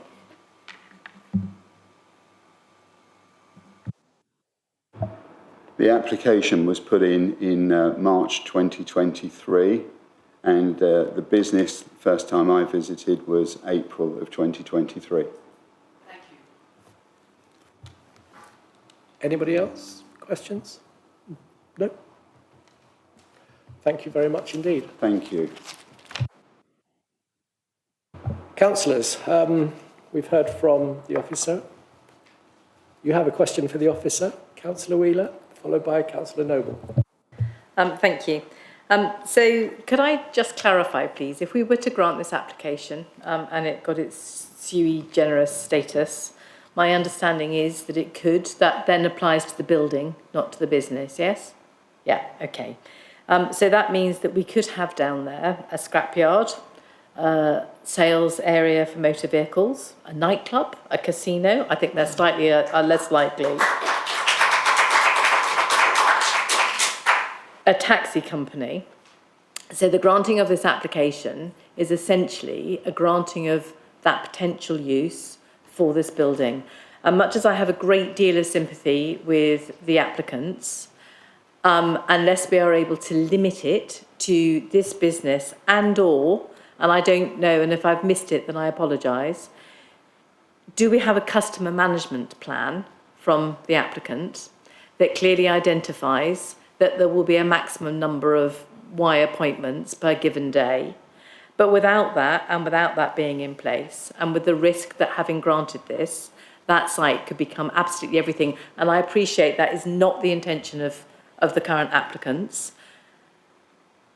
They have no idea what their landlord would do. I don't know how long their lease is or any of those things, and it's not a planning matter anyway. It's not something for us to consider. But by granting this, we are also granting the potential of any one of those things on that site by giving the property sui generis. So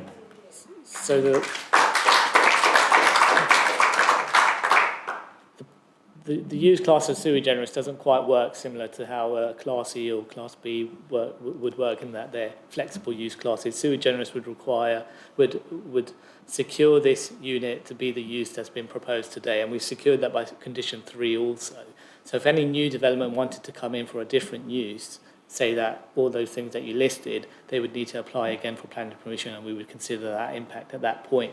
I think it's also important to realise how small this unit actually is. It's only 50 square metres. I think if you saw on the image that I shown, you know, I was literally standing on the edge by the door. There's about a metre wide space for the entrance area before the rest of the space is used as the actual dog grooming business. So the size of the unit itself also limits the nature of the operations and the intensity of the operations that can go on at this site. By looking at their internal Councillor layout, Noble? looking at their internal layout, they have an opportunity potentially to have 4 dogs at any one time, because they've got holding pens for 2 dogs plus the 2 treatment areas. Do we have a customer management plan? And before approving this application, is that something that we could defer this application for in order to have that come forward? Because there's only 2 of them. I am not for a moment questioning their objectives, but having learnt from very bitter experience whereby an organ shop is transferred to a Tesco shop, it doesn't seem, and certainly looking at other council websites where they have approved in fact, it was a dog grooming business, where they've approved dog grooming business. They did have a customer management plan to support it, and it was approved in line with the customer management plan.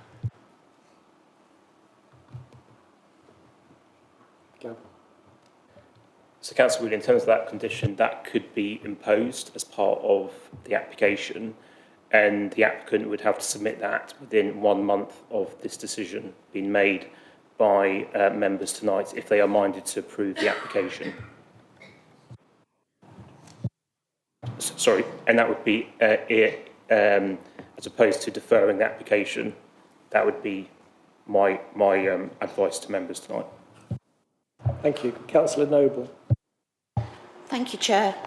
As people know, I'm ward councillor in this area.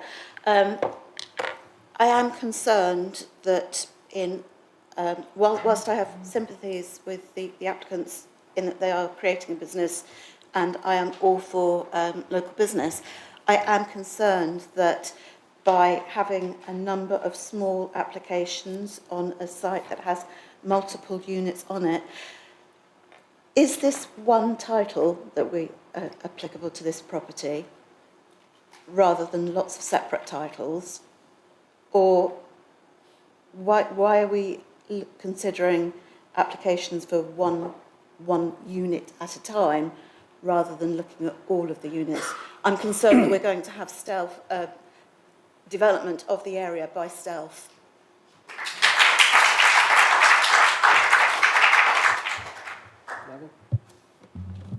So there's a number of various units at the site, and you know the applicant has come in to change of use for this specific part of the building.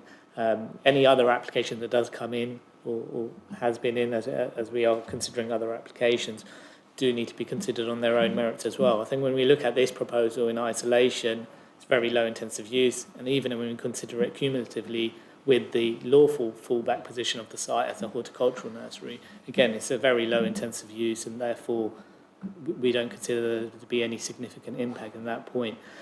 The other point to note is that it's not allocated it's not protected by policy for any designation as an agricultural site or anything otherwise, and it's still got that fallback position that needs to be considered.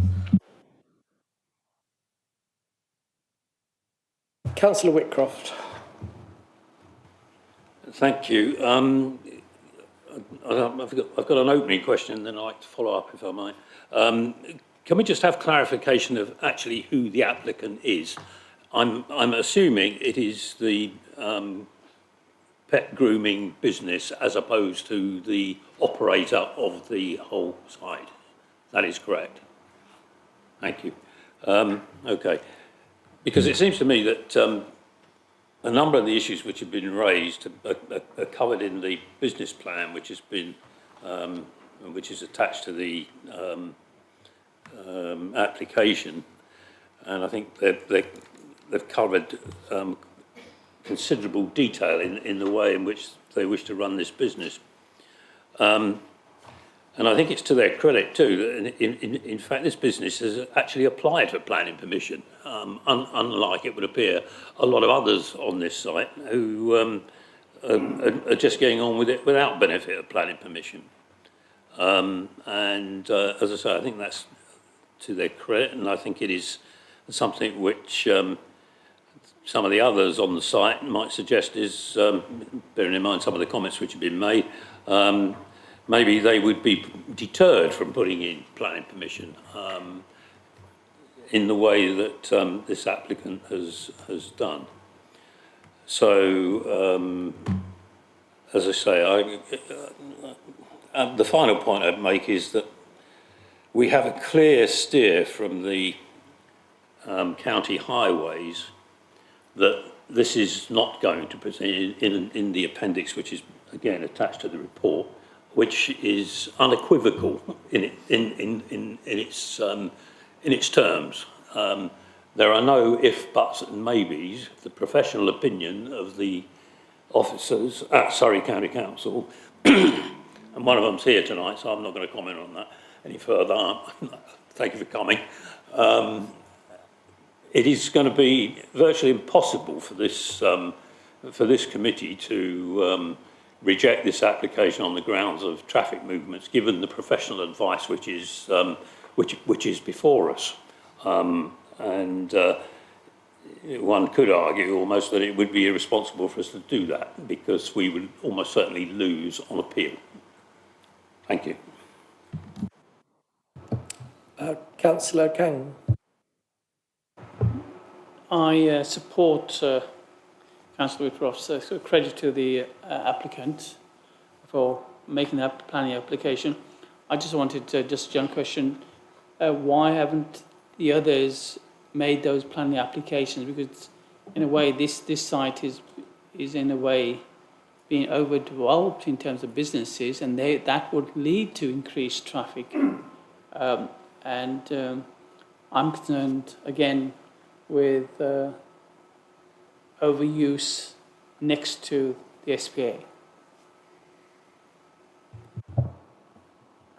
Neville?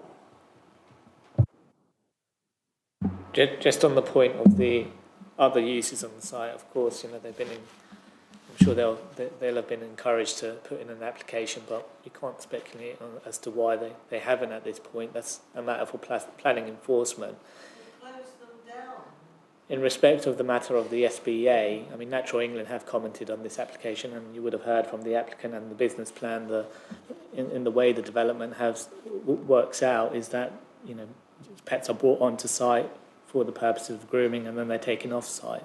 There's no other impact otherwise. Natural England haven't objected, and any dog walkers in the site, they could walk outside of the site. It's not something that we can necessarily control.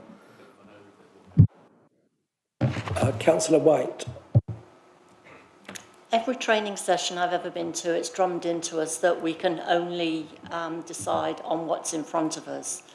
Unfortunately, or fortunately, I don't know which way you'd look at it, if we do approve this then sets a precedence for anybody else that actually wants to put in the planning permission for anything else on the site.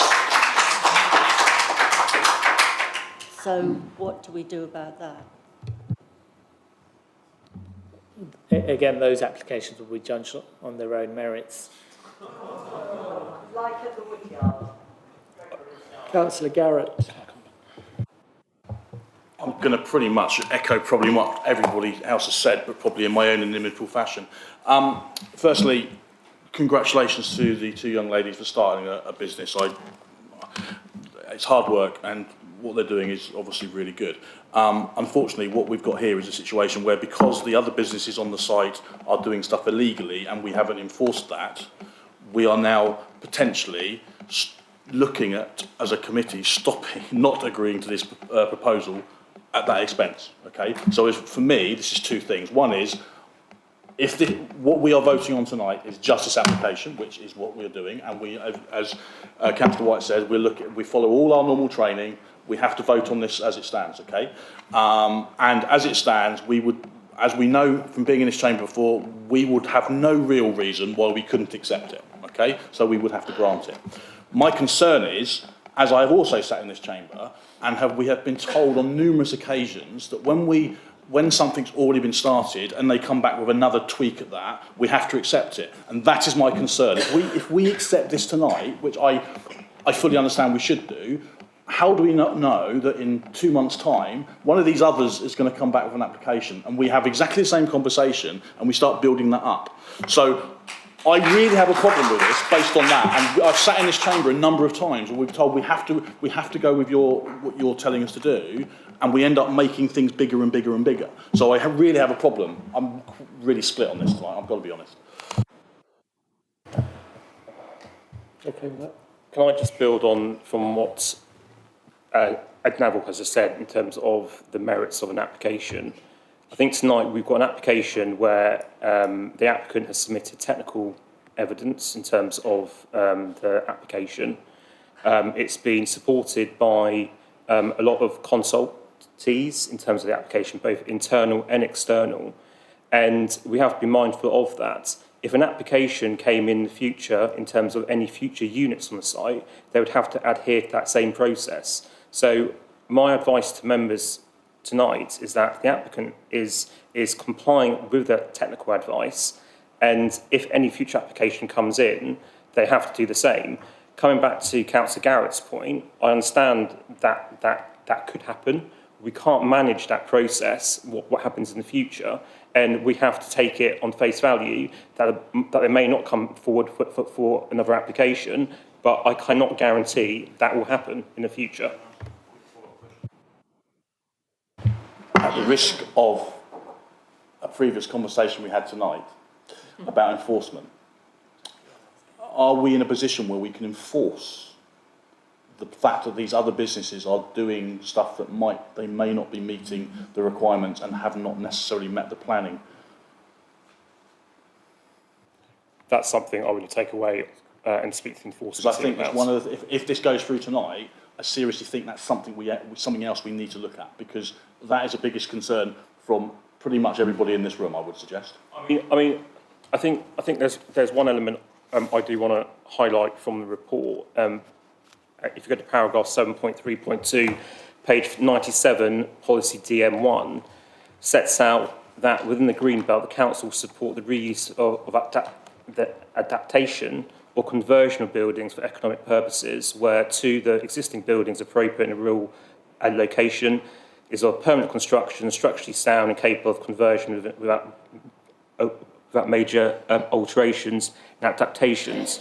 I think we need to be mindful of that. We're making use of an existing building which won't have any harm to the Greenbelt. It's a small unit.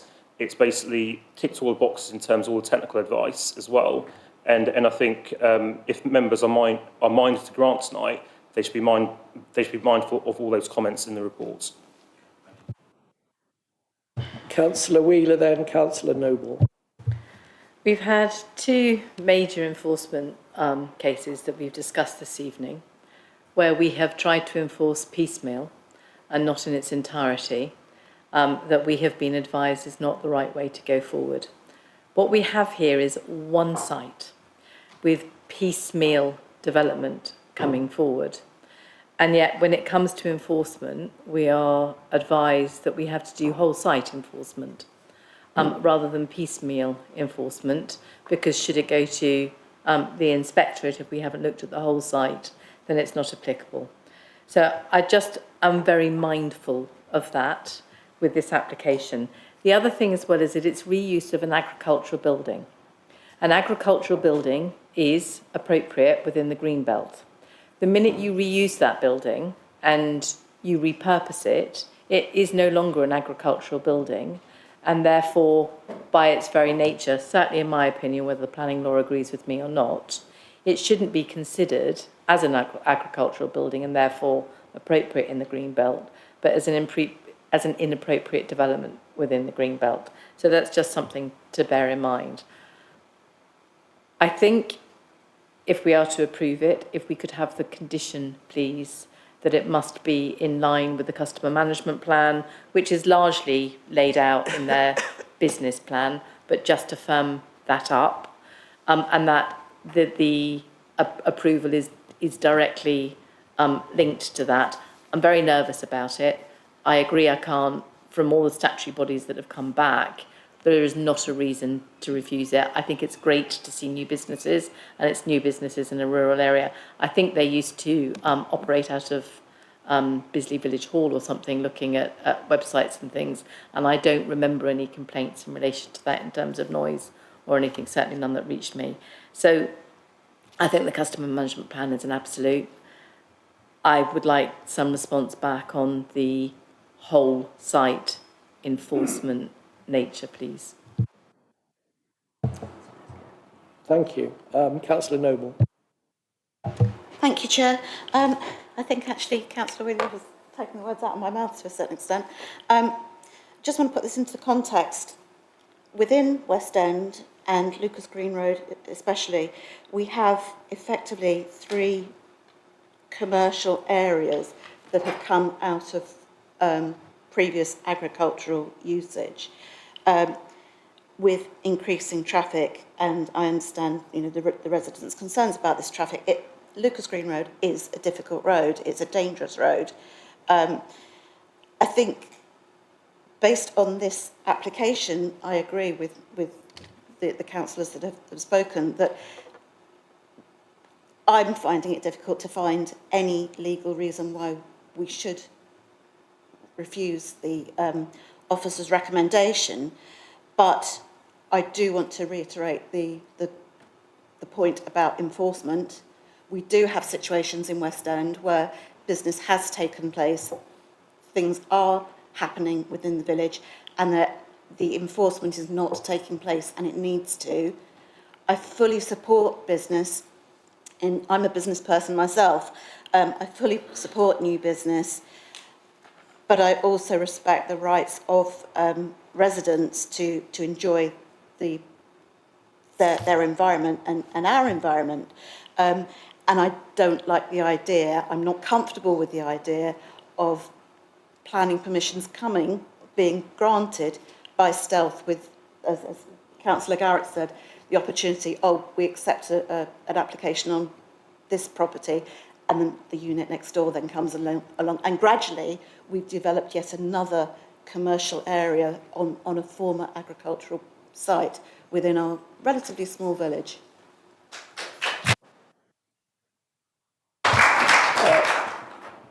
Councillor. Yeah, please do. Yeah, thank you, Chairman. Just in terms of enforcement, if this particular application was permitted tonight, then in terms of enforceability on other unauthorised units or facilities on the site, that would be still possible to do. It would be a separate discussion, and the enforcement notice would just deal with those unauthorised issues, not the authorised one, which if it's allowed tonight.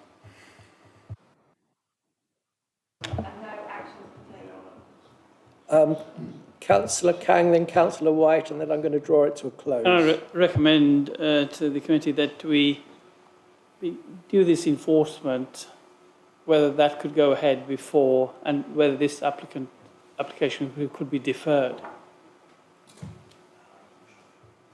I don't think it would be reasonable to actually do that before, because we've got an application in front of us which is supported by all technical advice. It complies with policy as well, so I don't think it would be advisable or reasonable to defer this item until the enforcement issues are resolved on the site.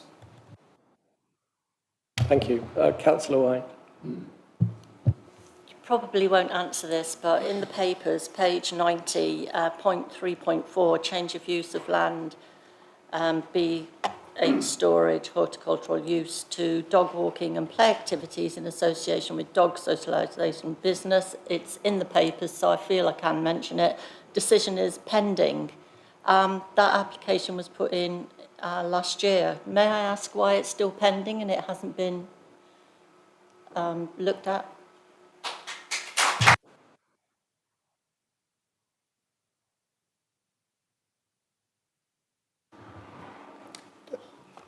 those matters have been considered. We've taken on board the County Highways views on those applications as well. Those applications, it is hoped, will be determined in the imminent future.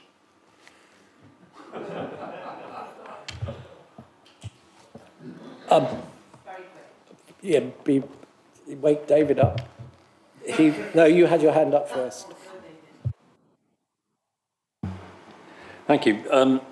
Some of the comments that have been, I hate to rain on the parade, but some of the comments which have been made this evening are in my opinion, detrimental to encouraging people to put in planning applications.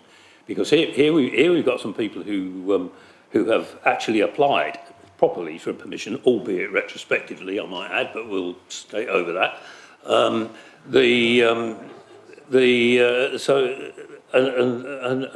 they're getting a lot of criticism for doing it.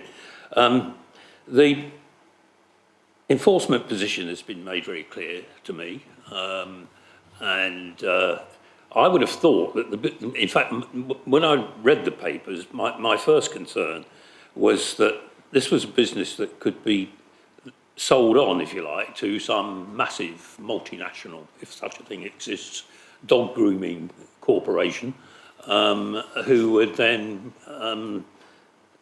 increase the traffic and bring in huge amounts of supplies and so on and so forth. But the protection against that is the scale of the building. It's far too small for that. We also have the business plan before us, which has been put together, I think in good faith, that's what it appears. And I think it's very difficult to, and indeed we've heard from a customer who's,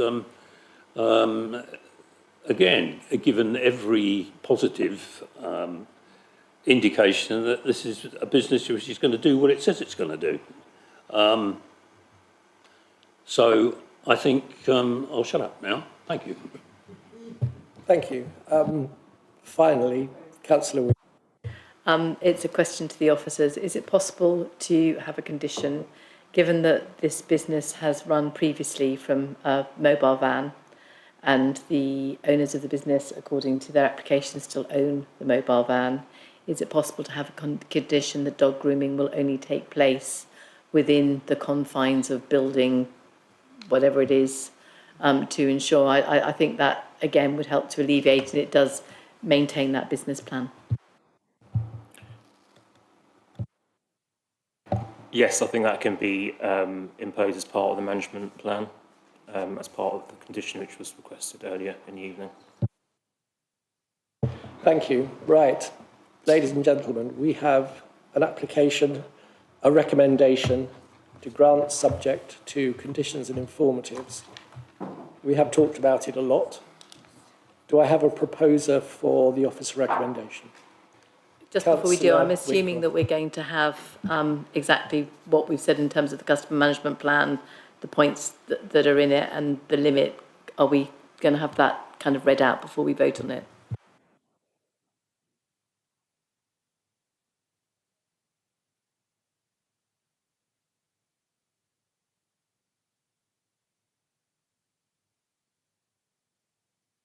A customer management plan submitted within 1 month of granting the application. To include the limiting of... And no playing about in vans.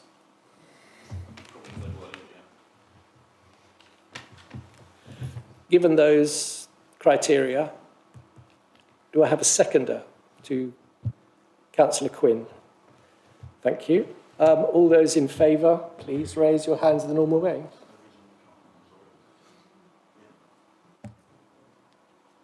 I'm going to have to call the names out again, Chair. Yep. So all those four, keep your hands up, please. So that's Councillor Cliff Betton, Councillor Sean Garrett, Councillor Mary Glowett, Councillor David O'Mahony, Councillor Jonathan Quinn, Councillor David Whitcroft. All those against? Councillor Liz Noble, Councillor Ling Perrott, Councillor Victoria Wheeler, Councillor Valerie White. And any abstentions? Councillor Nirmal Kang. And the result? Carried 6 votes, 4 against, and 1 abstention. I don't know if you heard that. 6 votes for, 4 against, and 1 abstention. So the recommendation is granted.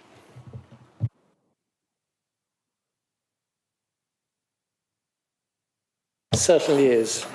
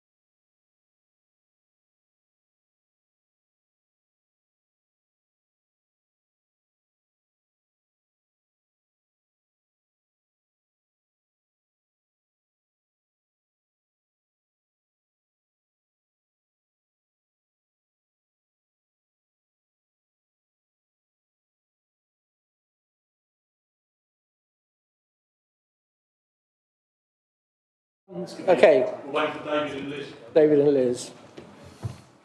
Here she comes. Come on, we'll wait for you. Oh, won't you take... Oh, David as well.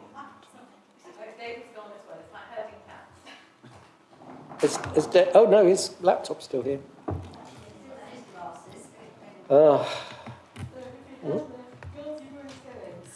What is he doing? Oh no. Oh, what about Ying? Oh, goodness. Is you as well? No, I think it's still there by the looks of it. Yeah, she's coming back. Her bag is still there.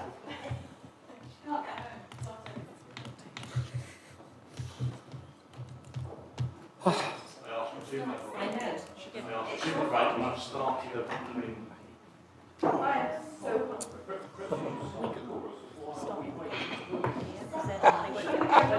I don't see...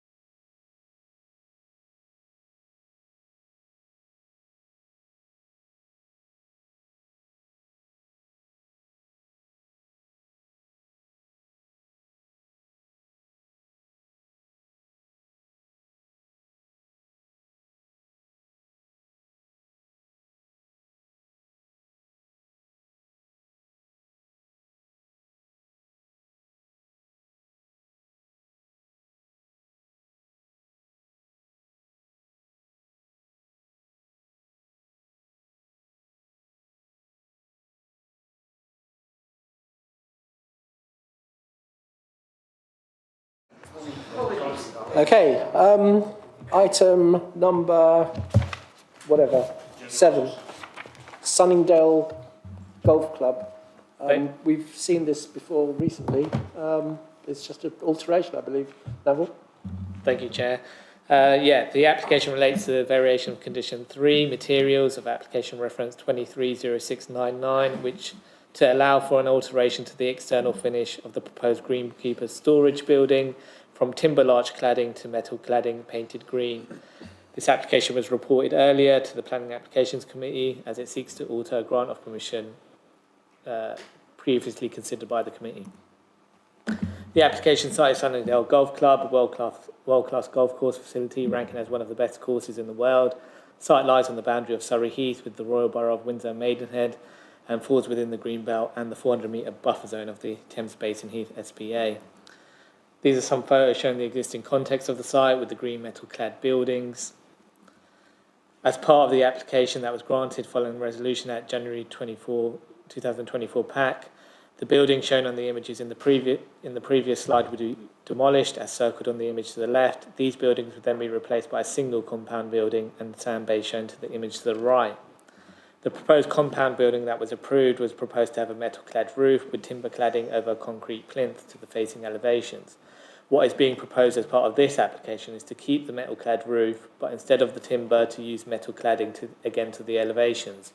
The reason for this alteration is due to the increased costs and lack of availability of Siberian larch, which has been impacted by the ongoing war, whilst there are also more practical reasons to use metal cladding from a fire perspective, as well as being more efficient from a build perspective, as you wouldn't require the concrete plinth underneath.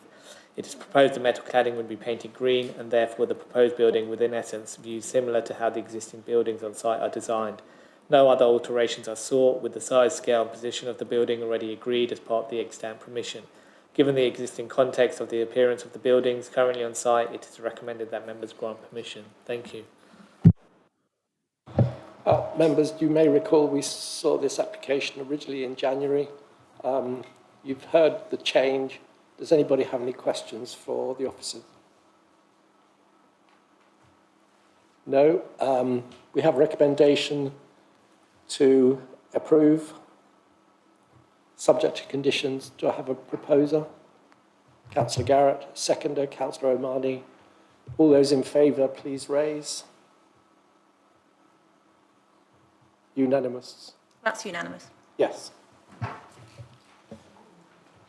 Thank you very much, members. That concludes the business of the meeting. And next time, Councillor Garrett, hang on a minute.